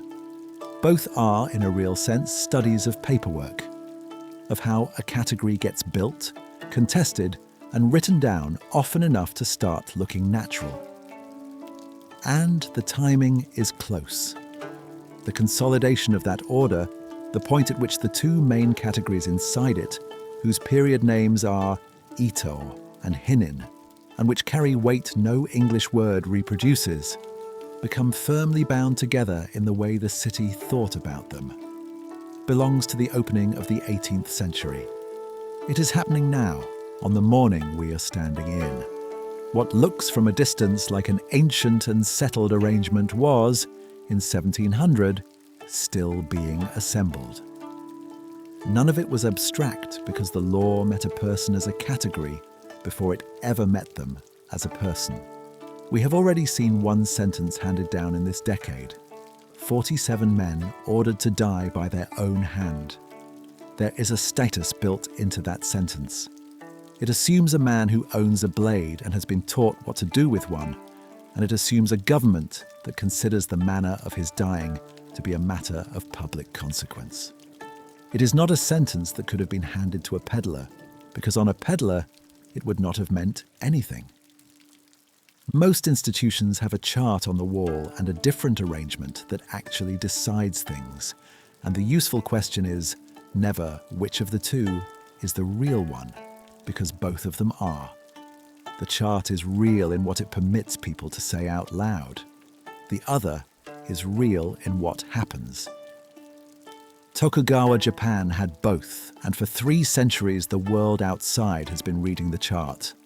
All of it, the rank, the trade, the privilege, the stigma, reached a person through a household. Blood came into it, but the household was the unit that held the status and handed it on, and a person could be taken out of one household and put into another by arrangement between the adults concerned. That puts a considerable amount of weight on the question of how a household got made in the first place, and on who decided. Some 30 miles southwest of Edo at Kamakura, there is a temple gate that women walk to on purpose, sometimes in a hurry and sometimes with people following. The temple is Tokeiji.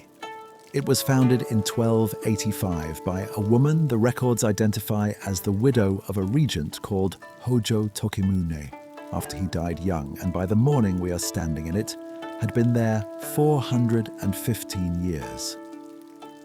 Why anybody would walk 30 miles to reach it is a question that starts a long way from Kamakura, inside the arrangement she was walking out of.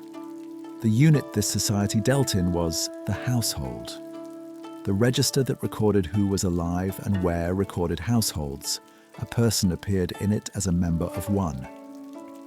And the status that decided what a person counted as belonged to the house rather than to the body walking around inside it. What that gave the head of a household was an authority with no modern equivalent. The plainest evidence of it is the contract we have already looked at, the one that sent a daughter into the licensed quarter. The money went to the father or the guardian. The years were signed away by him. The person whose years they were did not sign anything and was not expected to. That was the household working exactly as the law understood it to work, rather than an abuse of it. Marriage inside that arrangement is a transaction between two houses, and the two people concerned are the mechanism rather than the parties. Plenty of them married with affection, or arrived at it afterwards, or spent a lifetime not arriving at it, because people are never as obedient as a system requires them to be. Saikaku's 5 Women Who Loved. Love is a book about exactly that disobedience, written while these arrangements were in full operation. But the paperwork, the property, and the consequences all sat at the level of the house. A marriage attaches a person to more people than the one they intended, which is something every generation discovers for itself and finds mildly astonishing. In Edo, nobody had to discover it. It was the stated arrangement with the additional people listed in advance. And a house, unlike a person, is not supposed to end. The status it holds, the trade it is permitted, the property it stands on, and the obligations it owes all run on across generations, which means the house has to run on too. Biology does not reliably cooperate with that. Households produce daughters and no sons, or sons who die, or sons who turn out to be no use whatever at the thing the house does. So succession was detached from biology. An heir who could not be born could be brought in, adopted into the house, and formally made its continuation. A merchant with daughters and no son could take on a promising young man, attach him to the family by marriage, and hand him the name and the business in a single movement. That takes another leg off the 4-tier pyramid. If a household is a legal position rather than a bloodline, and if positions can be filled by arrangement, then who your father was is not the last word on what you are, it is the opening bid. There is a limit to how much of this can be seen directly. What you can read about the way these households actually worked is, disproportionately, the record of them coming apart. Working arrangements generate no paper at all. Failing ones generate a great deal. Tokeiji by this period is one of 2 places in Japan a woman could go in order to stop being married. The other is Mantokuji, well to the north, in what is now Gunma. The pair of them are known by a phrase that translates with no poetry whatsoever as relationship-severing temples, and both of them are nunneries. Women's religious houses staffed by women, which is a good part of why sheltering a woman inside one was physically possible at all. The mechanism worked like this. A woman who reached the temple and was admitted could stay. And if she stayed and served out the term, the divorce became official, enforceable against a husband who had not agreed to it and did not want it. 2 routes existed. One was negotiated, with the temple placing itself between the parties and brokering a settlement. The other was the temple's own law, which required no cooperation from the husband at all. The term is usually given as 3 years. It is not always given as 3 years. The sources do not entirely agree, and some put it at 2 for parts of the period. That kind of untidiness is what you would expect from an arrangement that ran for centuries and was administered by 2 separate institutions in 2 different provinces. and the accurate statement is that the standard was 3, that the practice moved, and that anybody quoting one figure flatly for the whole Edo period is tidying. What made any of it stick is the part that explains everything else.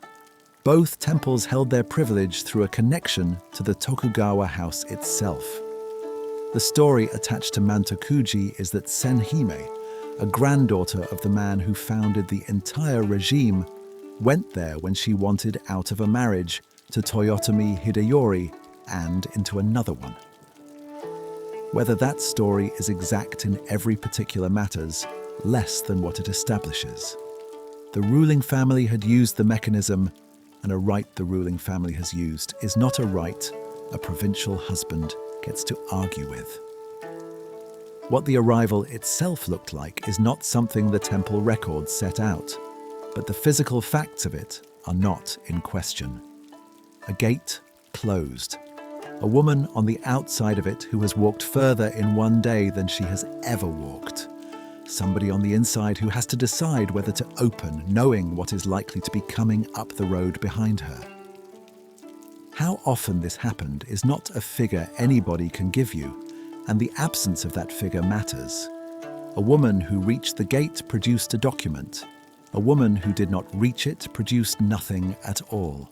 None of it should be turned into a happy ending because the price of that door was extremely high. Using it meant leaving a household, which meant leaving with nothing because the property belonged to the house. It meant covering a great distance on foot without money, sometimes with people actively trying to stop her. And then it meant giving up 3 years. The reason the temples existed at all is written into what they were for. The record describes them sheltering women escaping husbands who were violent. A society that maintains a formal, permanent, legally protected escape route has told you something about what the escape was from. One consequence of the count we took at the beginning is worth pulling out here. A city running at something like 2 men for every woman is a city where a woman leaving a marriage is not, demographically, in the position she would occupy in a village. What the records make of that is thin. The arithmetic is not. A right that costs a long walk and 3 years of a life to exercise is a real right, and it is also a right that a great many of the people who most need it will never get near. That distance between what is legally available and what is actually reachable is one of the oldest features of any system of rights, and in 1700 it was very wide. Tokeiji is still there. The buildings have changed as buildings do across 700 years, but the ground is the ground and the gate is a gate, and you can walk up to it from the railway station in a few minutes and stand where women arrived, out of breath, having decided. A household was measured in generations, and the way out of one was measured in years, and there was very little else in Edo that ran at that pace. The rest of the city ran on the afternoon, and the best attended afternoons in it were happening inside 3 licensed buildings where nothing at all was real. In the 11th month of 1702, an actor changed theatres. It is the sort of thing that happens in any city with more than one place to perform in, and Edo had 3, all licensed, and a man of standing could move between them when the terms were right. He went to the Morita-za. A year later, in the 11th month of 1703, he moved again to the Ichimura-za. His name was Ichikawa Danjuro, and he was the first of it. Born in 1660, he had spent his working life building a manner of playing that had not existed before him. So large, so deliberately unsubtle, so uninterested in restraint that the name it carries translates as something close to rough style. It became the mode Edo Kabuki was known for, as against the styles that had developed further west, and it stayed that way. The name outlived him by an extraordinary distance.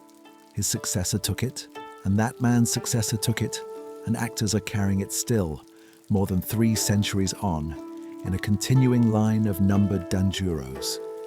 Not many trades in the world hand a name down like that. 3 licensed theatres in a city of 1 million people. The word licensed is doing the same work it did out at the Pleasure Quarter. The state had decided where this would happen and where it would not, and in Edo the answer was these 3 buildings and no others, which has a consequence for what can be known. The history of kabuki in this city is, to a large extent, the history of 3 addresses, because those are the 3 that generated paperwork. Whatever was being performed in rooms and yards outside the license left very little behind, and the shape of the whole thing tilts accordingly. 3 houses is a small number, and it makes each of them matter enormously. A theatre with a monopoly share of a market that size lives or dies on whether people want to be inside it this month, which makes a performer with a following an asset in the plainest financial sense. An actor moving from one house to another is not a private career decision. It is a transfer of revenue from one building to another, negotiated in advance, and everybody in the trade knows what it is worth. Nobody licenses a thing they consider harmless. A room in which several hundred people are held in one place for hours, having a version of the world made convincing to them by men paid to do exactly that, is a room any government with sense keeps an eye on. And it was right to. 40-odd years after this, when the shogunate wanted to stop a real event being put on a stage, it was the theatre it had to legislate at, and the theatre that went round it. What a full house in one of those buildings sounded like is not something the record preserves, which is a real loss. What can be said is that the market was there because 3 houses competing for the same afternoon and an actor able to move between them for better terms adds up to people paying and the money being worth having. The pleasure of a full room has needed no explaining in any century. It runs alongside whatever is happening on the stage rather than coming out of it. A few hundred people arriving at the same reaction inside the same quarter of a second. The laugh going up together, the breath going in together. Everybody discovering at once that everybody else thought so too. If you are in that room, a good part of what you have paid for is the other people in it. When it was over, a man went to the bath because he did not have one. The first public bathhouse in Edo had opened in 1591, run by a man named Ise Yoichi, on ground that is now part of the office district at Otemachi. By this period there were a great many of them, and they were an ordinary daily stop rather than an occasional indulgence, which follows directly from a city of 1 million people containing almost no private baths at all. The bath itself was not quite what a modern picture supplies. It was nearer to a steam room with water in the bottom of it. You went in through a low opening, sat in shallow water, and let the steam do the work. The object was heat, and heat that lasted into the evening in a city where a room could not be warmed safely. Men and women bathed together. That was normal across most of the Edo period and was prohibited only by a wave of reform in the 1780s and 90s, 80-odd years after the evening we are describing. With one qualification, Edo had fewer mixed baths than the provinces further west, and the ones it had were popular, which gives a picture of a practice that was ordinary without being universal. If you are sitting in that water at the end of a working day, the man beside you is a stranger and will be a stranger tomorrow, and a good part of the appeal is exactly that. A city of men living one to a room needed somewhere warm to be near other people without any of it meaning anything. Then the sake, which had come a very long way to reach him. Almost nothing Edo drank was brewed in Edo. The good stuff came from Itami and from Nada, out west near Osaka, and the phrase for it means, literally, sake that has come down. down being the direction of travel away from the old capital, whatever a map has to say about it. It arrived by sea, the better part of 400 miles, in ships built for no other cargo. The barrels were cedar wrapped in straw, and the crossing took about 10 days. And 10 days inside cedar does something to what is in the barrel. And Edo acquired a taste for precisely that. What the city was buying was the flavour of the journey. 10 days of wood and salt air and a ship's hold, so that brewers 400 miles to the west ended up making a product shaped by a boat none of them ever saw. All of which is an ordinary evening in this city, repeated several thousand times over, and it is why the three houses had money coming in.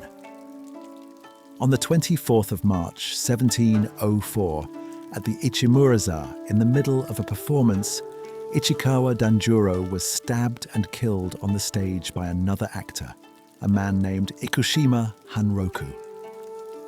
Why is not something the record hands over with any confidence? Where and in front of whom are not in question at all. There is a moment in this that nobody wrote down, because nobody could have. The interval between the thing happening and the house, understanding that it had stopped being a performance. In a building where being convincing is the entire trade, a real event has to force its way through everybody's assumption that it is not one. However long that interval ran, everybody in the room spent it watching. He was 44. The name went on without him, which is what names do. Everybody in that house had paid to get in, and what they had paid with was a coin. The coin in a man's hand in Edo in 1704 was not the coin his father had held, and there was nobody in that building who could not have told you why.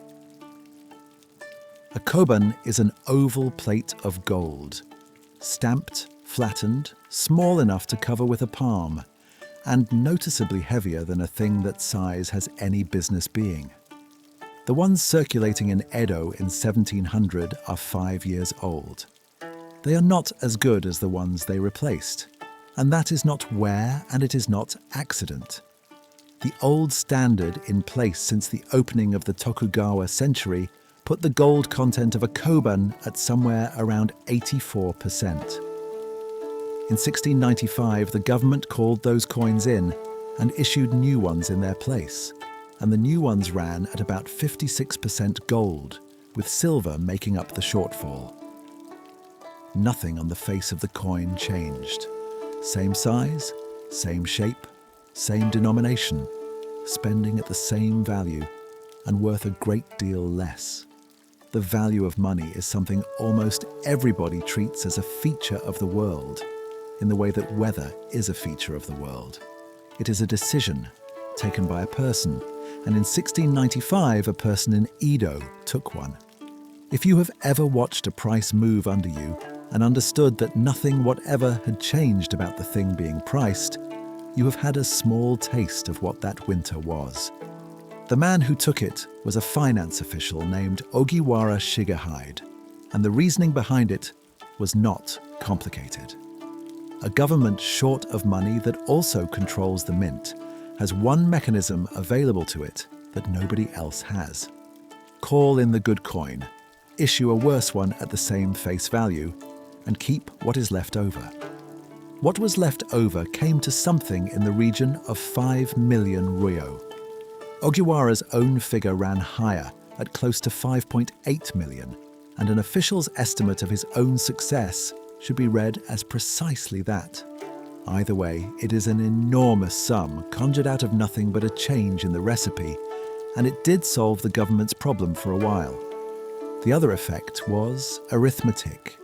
The quantity of money in circulation went up by something like a third. More coins existed, and the same gold was spread more thinly across them. The first thing that happened was that people stopped spending the old coin. This is not sophisticated behavior, and it requires no education in economics whatsoever. If you are holding two coins of identical face value and one of them contains half again as much gold as the other, You spend the poor one and you put the good one somewhere safe. Merchants did it. Samurai did it. And a coin that everybody is putting somewhere safe is a coin that has left the economy. The second thing took longer and was worse. More money chasing the same quantity of goods does what it always does. Prices rose and went on rising, and the people best placed to ride it out were those holding goods or land or obligations owed to them in kind. The people worst placed were those on a fixed income, which includes the men we have already watched walking into the brokers at Kuramai with an entitlement to a set number of koku and no power at all to change the number. An economy in which the coin is getting steadily worse is an economy that runs on credit, because nobody sensible holds money they are not obliged to hold.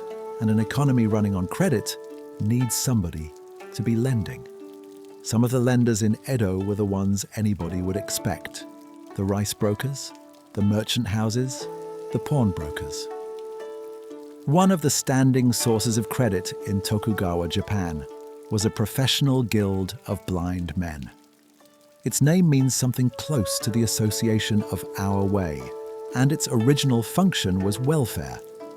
Blindness in this period had no provision behind it of the sort a modern state supplies.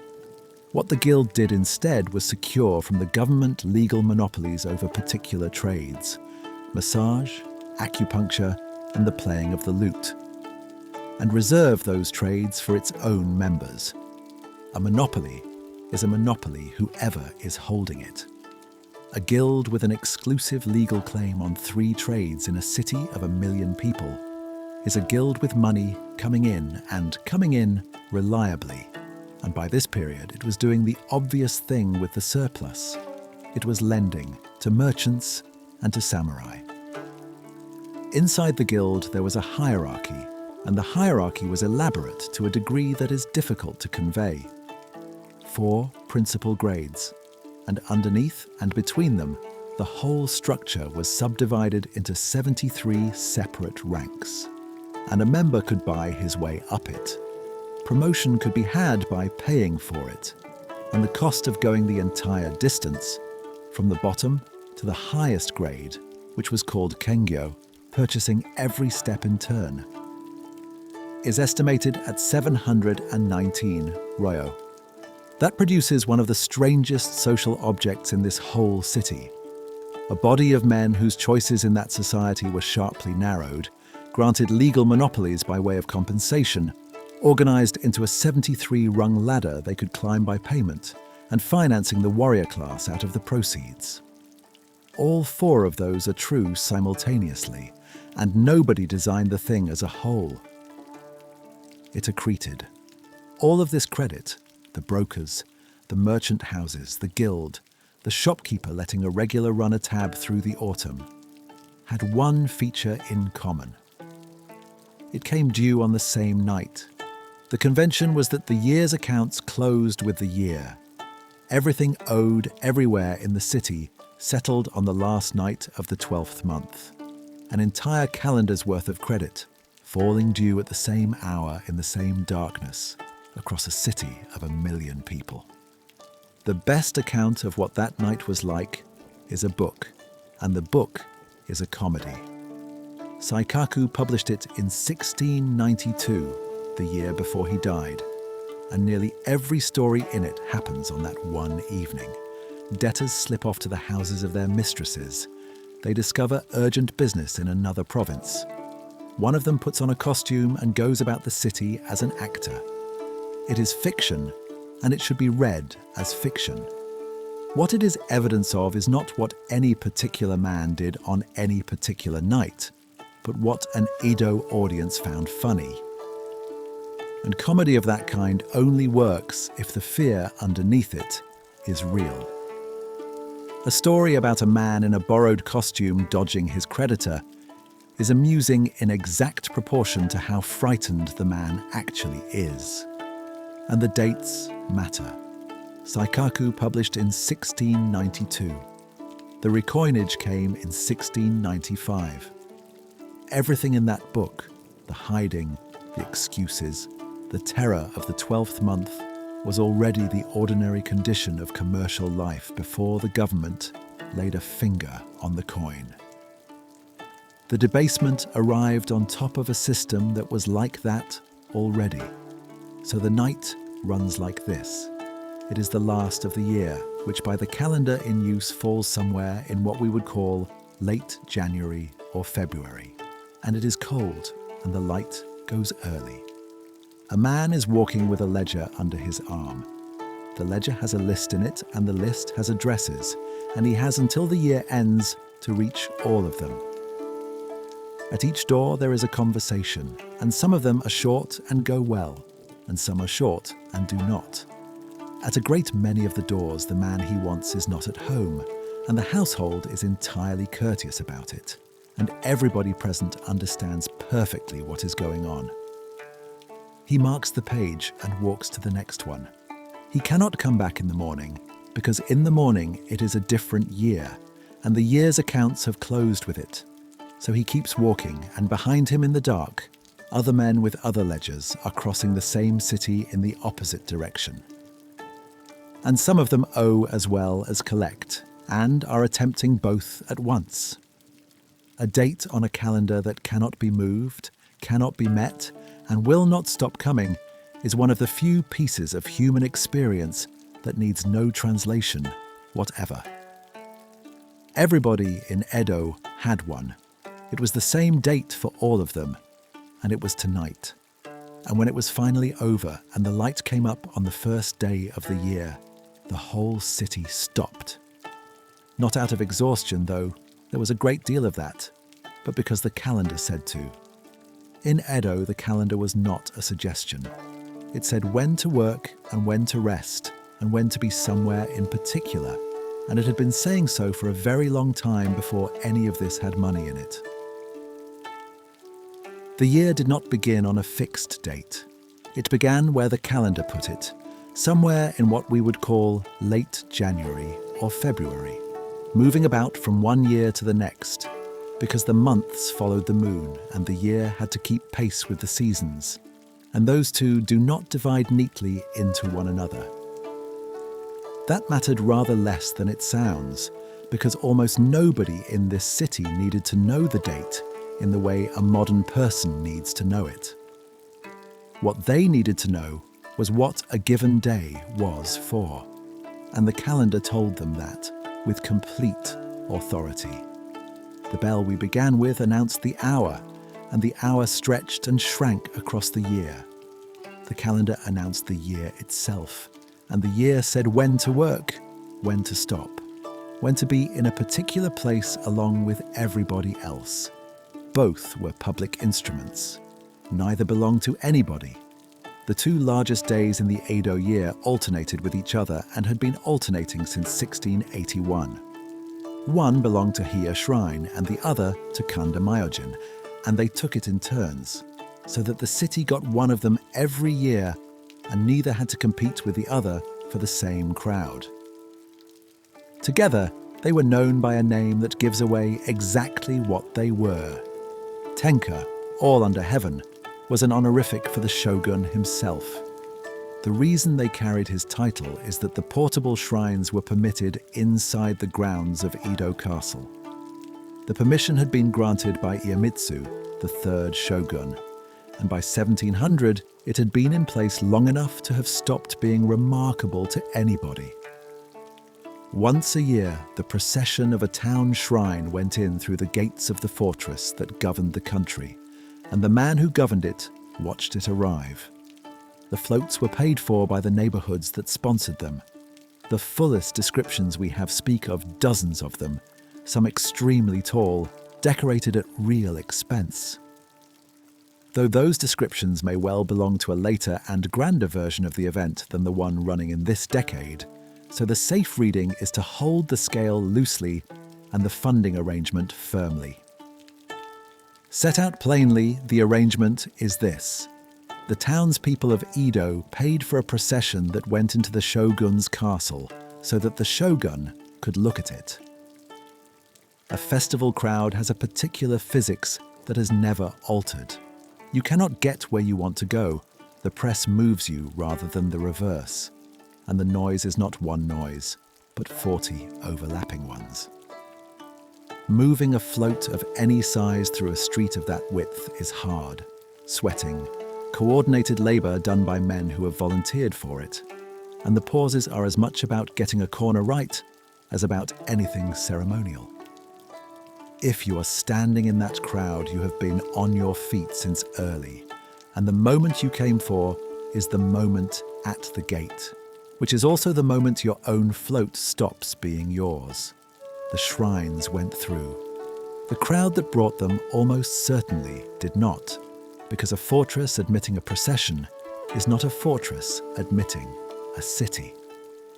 What a person in that street actually saw was the back of the thing their neighborhood had paid for, going into somewhere they were not going.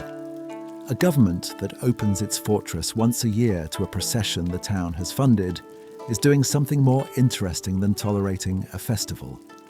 It is taking the town inside itself, briefly, on a date of its own choosing, and then handing it back. Nobody involved would have described it in those terms. Everybody involved understood it perfectly. And the same institutions that kept the year were keeping something quieter and considerably more consequential. Every household in Edo was registered with a Buddhist temple, and the registration was not a matter of preference. The arrangement had grown out of the campaign against Christianity in the previous century. The state needed a reliable method of establishing that any given person was not a Christian, and the method it settled on was to have the local Buddhist temple certify it. Two separate procedures ran alongside each other, and keeping them apart matters. The temple did the inspecting, with the monks confirming that the people on their books were what they were said to be. The ward officials did the registering, compiling a document called the Register of Sectarian Inspection, once a year, every year, and passing it upward to the office above. The strangest feature of the whole thing is the legal one. It was never enacted as law. It had no formal standing at all, and it was applied to the entire population without exception for the rest of the period. A person's religion was, in practical terms, their identity document. Moving house meant transferring temples. There was no way to step outside the arrangement, because stepping outside it was the precise thing it had been built to detect. Namlin Her's study of the apparatus makes the point that it served two masters at once, and served both of them well. For the government, it was an instrument of control that cost almost nothing, because the temples did the labor. For the Buddhist establishment, it was survival, a guaranteed relationship with every household in the country, renewed annually, indefinitely. All of which raises a question the register cannot answer. A document recording everybody as Buddhist because everybody was required to be recorded as Buddhist tells you nothing whatever about what anybody believed. It is a census of compliance. What people actually thought, or prayed to, or feared, or hoped for does not appear in the paperwork anywhere. The temples did a third thing as well, and it is the one with the longest reach. Schools for ordinary children had been appearing since early in the century, and they were called temple schools because that is where a good many of them began. By this period, the name had outrun the place. A temple school might be held in a priest's room, or in a private house, or anywhere at all that a group of children could be persuaded to sit still, and the teaching was done by Buddhist or Shinto priests, by samurai, and by ordinary, literate townspeople. What was taught was reading, writing, and arithmetic. How many people could read is a question that gives different answers depending on whom you ask, and the spread is not narrow. Figures in circulation run from around 20% to around 70%. Some separate men from women, and some do not. Most of the higher ones describe the closing decades of the Edo period, rather than these, and are argued over even for then. Ronald Dore's study of education in Tokugawa, Japan, is the standard account in English, assembled out of school regulations, domain records, and the textbooks themselves. What can be said about 1700 without inventing anything is that literacy was widespread enough to sustain a commercial printing trade, a market in novels, and a city in which people bought guides to things and used them. Anybody offering a percentage is guessing with more confidence than the evidence will carry. The calendar did one further thing, and it is the part that is easiest to envy from here. It gave permission to stop. Nothing in this society corresponded to a week, and so nothing corresponded to a weekend. Rest did not arrive every seventh day because somebody had settled on 7 as the number. It arrived on the days the year specified, and when it arrived for everybody simultaneously. A day off that the whole city takes together is a different object from a day off arranged privately, because it lifts not only your own obligations but everybody else's.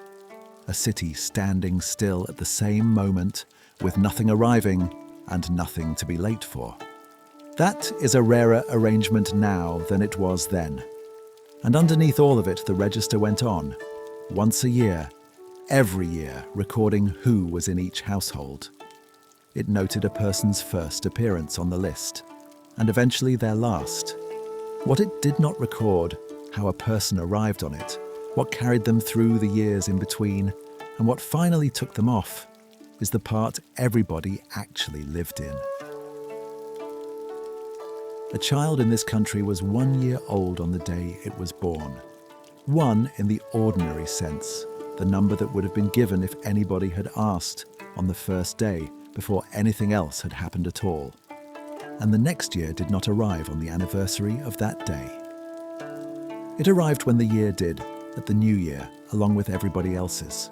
So a child born in the 12th month, a few weeks before the turn, was 2 years old, before it had been alive a month. There was no birthday. The year of a person's birth mattered a great deal, and the animal sign attached to that year followed them the whole way through their life. But a day belonging to one person, coming round annually, on which that person becomes older and other people mark it, did not exist. Everybody became older on the same morning. On the first morning of the year, then, a very particular thing happened across the whole of Edo at once. A man who had been 39 when he lay down was 40. The child in the next room, who had been 2, was 3. Nobody had to be told and nobody had to remember, because it was simply the case, everywhere, simultaneously. And by the time the light was properly up, the entire city was a year older than it had been the night before. You know your own date of birth to the day. It is on documents and other people know it, and a certain amount of ordinary life gets arranged around it. Almost nobody in Edo could have supplied the equivalent, and it would not have occurred to them that the information was much use. That arrangement is recognizable from the other side. A birthday is a private fact, belonging to one person, and falling on a day nobody else has any particular reason to notice. Aging all together on one morning makes the whole business public. A country getting a year older at the same hour, which is either a good deal less lonely than the modern version, or a good deal more depending on the morning. The custom outlasted the shogunate by a long way. Laws in 1902 and again in 1950 encouraged people to stop counting like that, and needing 2 attempts 50 years apart tells you how deep it had gone. Getting onto the register was one thing. Staying on it was another. There was a sickness in this city that carried the city's name. People called it the affliction of Edo, a weakness that came on gradually, did not lift and could kill. What it was is now perfectly well understood. It is beriberi, and beriberi is a deficiency of thiamine, one of the B vitamins. Thiamine in rice sits in the outer layers of the grain. Polishing rice takes the outer layers off. White rice is rice that has had them removed, which is what makes it white, and which is also what makes it expensive because removing them is work. So the disease belonged to the people who could afford the best rice. It went after the wealthy and the urban, and it largely left alone the poor who ate their rice brown or ate barley or sweet potatoes or whatever came cheaper that season. In the richest city in the country, the food that announced a household was doing well was the food quietly taking the strength out of the people eating it. And we already knew the diets differed because the farmers had priced them. What was collected at the gate of a prosperous house was worth more than what came from the end of an alley. And everybody in that trade understood exactly why. The difference those buyers were paying for is the same difference that was making one group ill. A food that costs more takes more labor to produce and signals that a household is doing well, turning out to be the thing making people unwell. That pattern has recurred often enough since to have lost most of its power to startle. It was extremely startling in 1700, and nobody could account for it, because accounting for it required a concept that did not exist yet. One account puts a piece of observation as early as 1699, right on the edge of the year we are standing in, that men who went home from Edo to their own provinces before winter closed the mountain passes got better. That comes from a single source and should be held loosely. But the shape of it is exactly right, because going home meant going back to plainer food. The great epidemics of it belong to later, the closing decades of this period and the century after, when it grew serious enough to be called a national disease. In 1700, it is present, and it has a name, and the name is the name of this city. Who a person went to about any of it depended on what they could pay. The guild we met among the moneylenders was, in its first function, the body that supplied massage and acupuncture, and its members made up a large part of the ordinary medical provision of Edo. Nobody in that trade, or in any other, had any means of identifying a shortage of something that had not been named. The registers themselves turn out to hold something else, for anybody prepared to do the arithmetic on them. And in 2013, a historian named Fabian Drixler did the arithmetic. He assembled something in the region of 780,000 individual observations, out of about 3,300 population registers, from more than 1,000 villages across 10 provinces of eastern Japan. And he read them for what they showed about births. What they showed is that across the early modern period in that region, a very large proportion of pregnancies did not result in a living, registered child. The figure most often quoted is up to 40%, ended by abortion or by infanticide. 3 things have to be said in the same breath as that number, and none of them is a softening. The data is rural and it is eastern. Those are villages, not these streets, and the study does not claim to be describing Edo.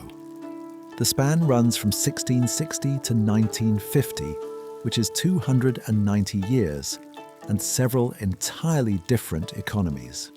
And up to is doing a great deal of work in that sentence, as it always is. What to do with a fact like that is a real question, and hurrying past it would be a way of not looking. It is not evidence that these were people unlike us. Any society living close to the limit of what its ground will produce has made decisions of this kind in one form or another, and has had a word for it that was not the plain word. The word here translates as thinning the shoots. It is a farming term, and the choice of a farming term tells you a good deal about how the decision was being held in the mind of the person making it. And then it has to be left there because the record offers no individual to stand in for it, and supplying one would be a lie. The temple that had registered a household did the other thing as well. Funeral rites for the people on its books were its work. The ceremonies, the observances owed to the ancestors, the whole business of the end. And so the institution that had certified a person as existing was the institution that dealt with the fact that they had stopped. The registers survive in very large numbers.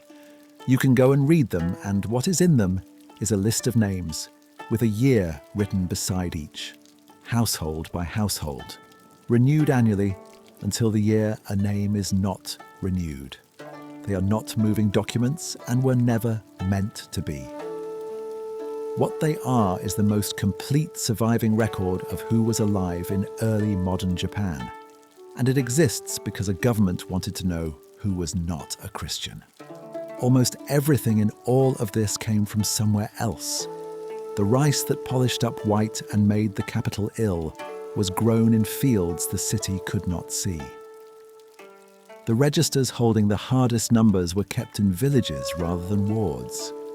Even the men carrying the buckets out of the alleys were walking towards somewhere.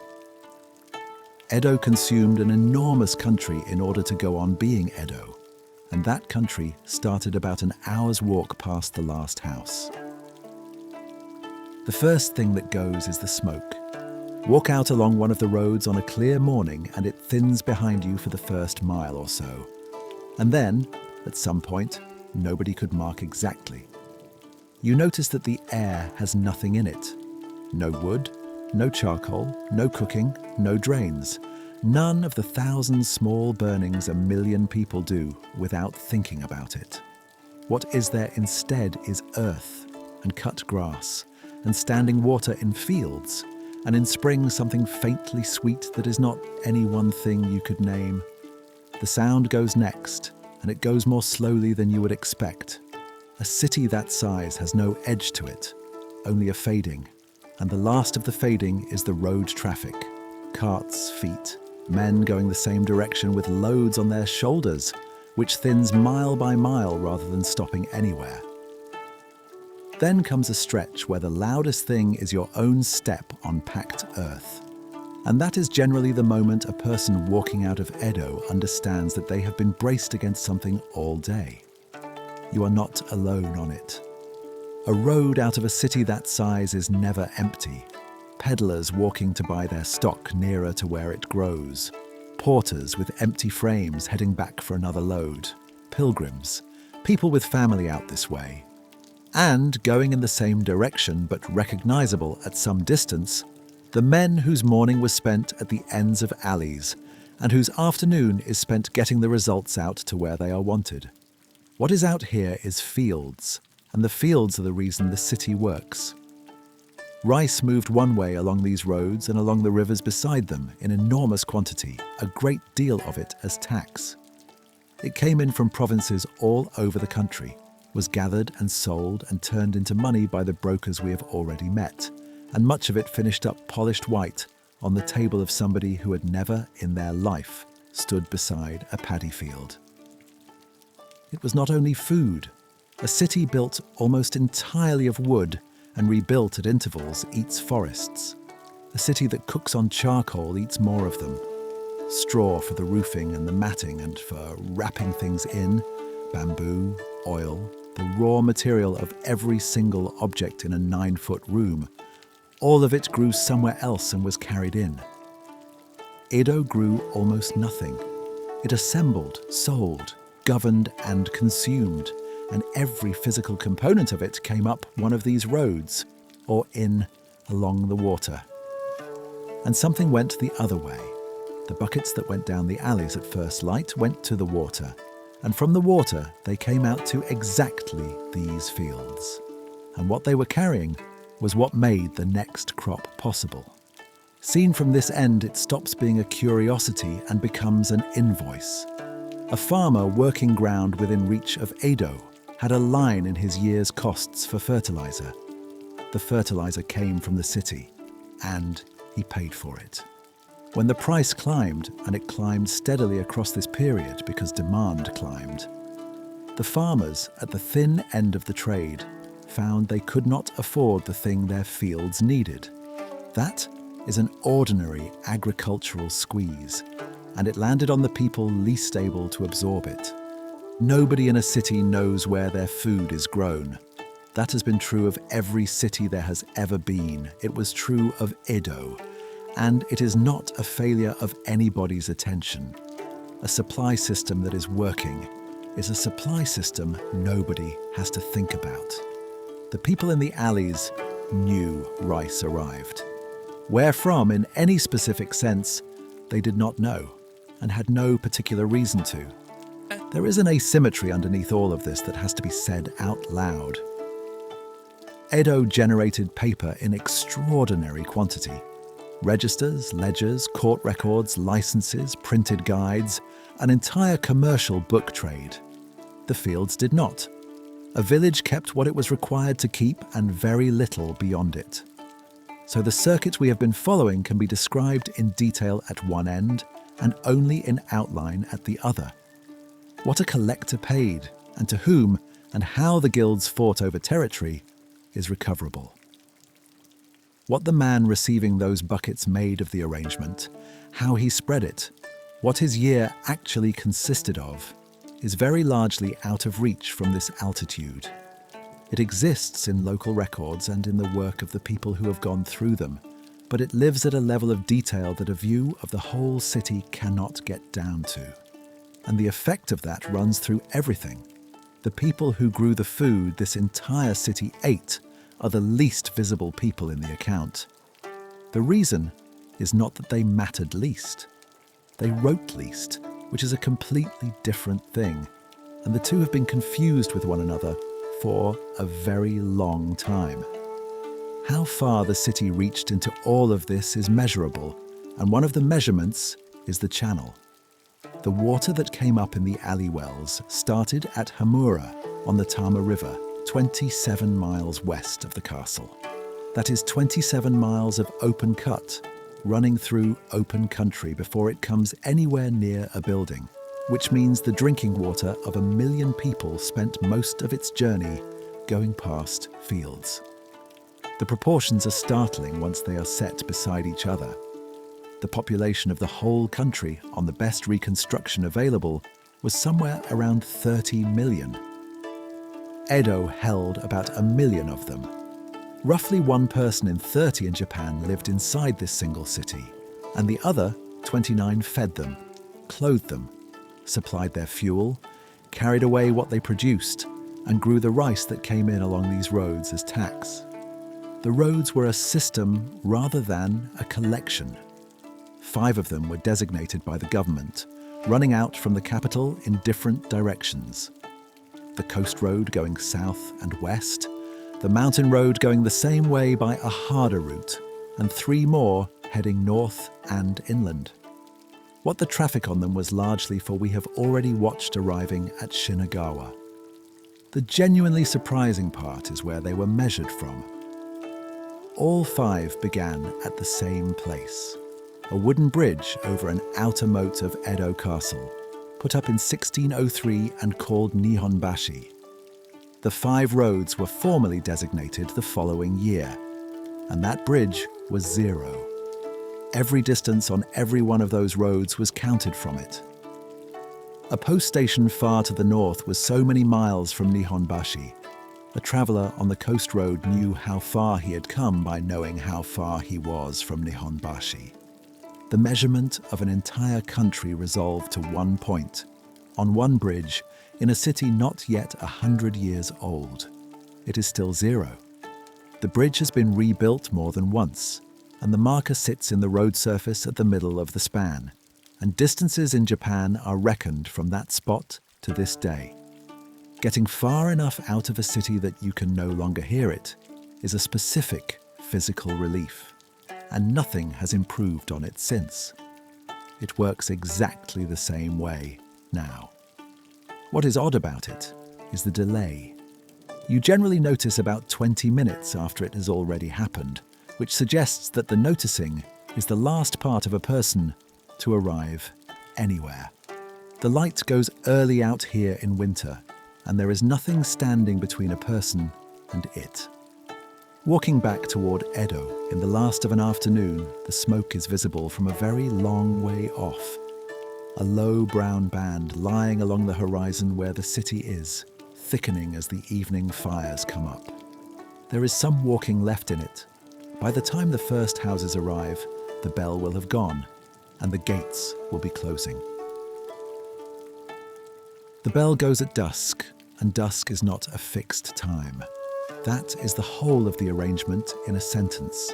The day was cut into 6, and the night was cut into 6. And the cut fell wherever the light fell, so the bell closing the day in June rings at a moment that would be the middle of the evening in December. Nobody adjusted for it. There was nothing to adjust.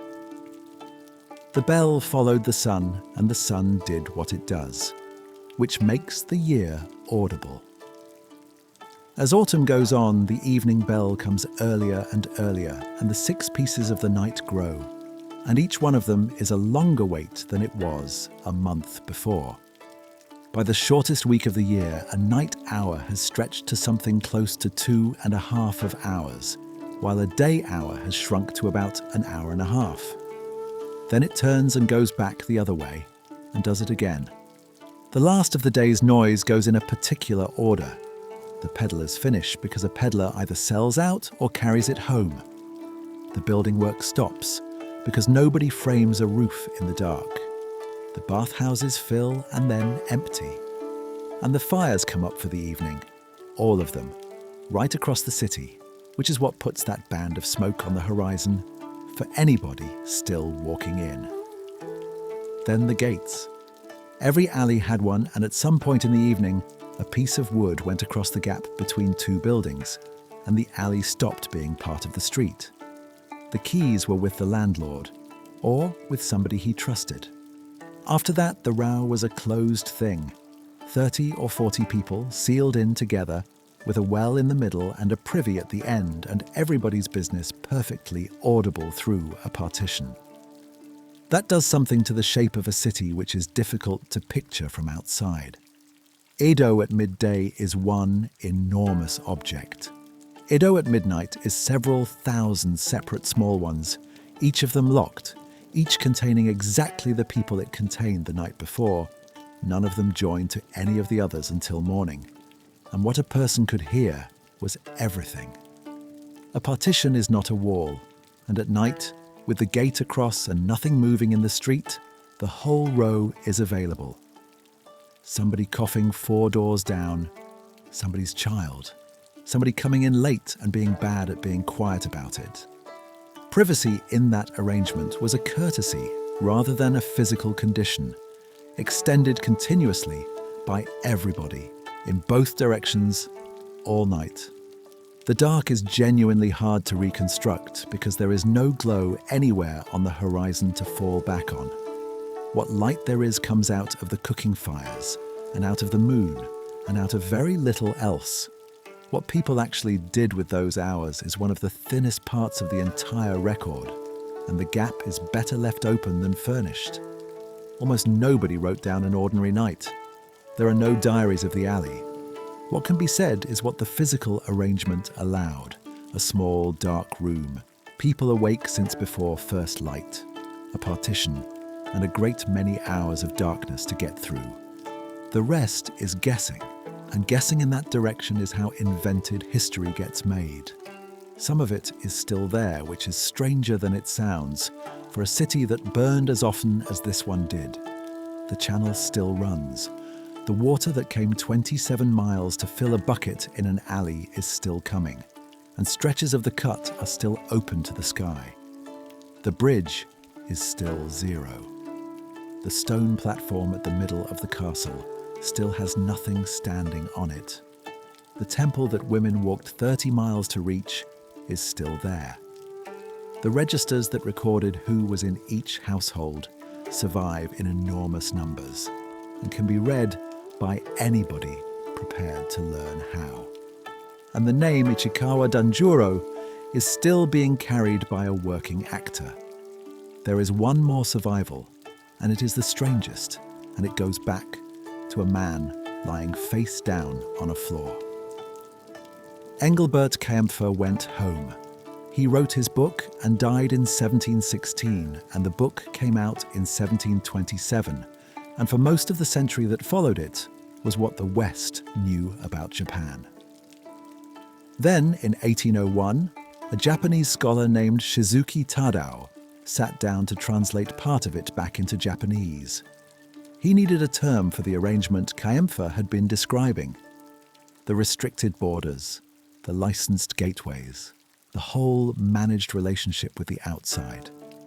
And he made one. It means, literally, chained country, or locked country. The word is sakoku. So the word you would reach for to describe that Japan was manufactured in 1801 by a Japanese translator, out of the account of a German doctor who had been made to sing and dance in a room in Edo 110 years earlier. Nobody alive in 1700 would have recognized it. And the thing it names was never quite as shut as the name suggests, because trade and diplomacy ran the entire time through 4 gateways: Nagasaki and Tsushima and Satsuma and Matsumai. What we have spent this evening among is mostly machinery. The pipe under the street, the register in the ward office, the ledger, the contract, the gate at the end of the alley. The working parts of a city, described almost entirely by the people whose job it was to keep them running. That is what survives, because that is what somebody was required to write down. The people themselves are harder to reach. A handful of names in all of it, a great many numbers, and very little that anybody said about their own life while they were still living it. But the machinery was built around them, and it kept their measurements. A room 9 feet by 12 tells us how much space a person could be expected to manage in. A gate closed at dusk tells us what they were frightened of. A law about insects tells us what somebody believed a government was for. We do not have their voices. What we have is the shape they left in the things they built, and it is exactly the size of a person. Everybody's day ends. Theirs ended at an hour somebody else had largely settled, in a room smaller than anybody would choose, with tomorrow already more or less arranged. Which is, more often than not, how it ends for us. The bell has been recast and rehung more times than anybody has counted. But the thing it was measuring has not gone anywhere. The light still comes and goes at that latitude on the same slow annual tilt. And you are inside the same arrangement tonight, whether or not anybody is still counting it in sixes. In June, the days will run long and the nights will be short, and if anyone cut them into 6, the pieces would stretch. In December, they would close up again. Nobody counts that way now. The sky has not been informed. The people who did count that way are 3 centuries gone. They went to bed in rooms they could cross in 2 steps, behind gates that other men had locked, in a city that would burn again, and be built again, and end up called something else. None of it reached them as history. It was only the evening. It is a long way back from here. 326 years, an ocean and a language. But the hour is the hour. It is late and the gate is across, and the bell has gone. Sleep well.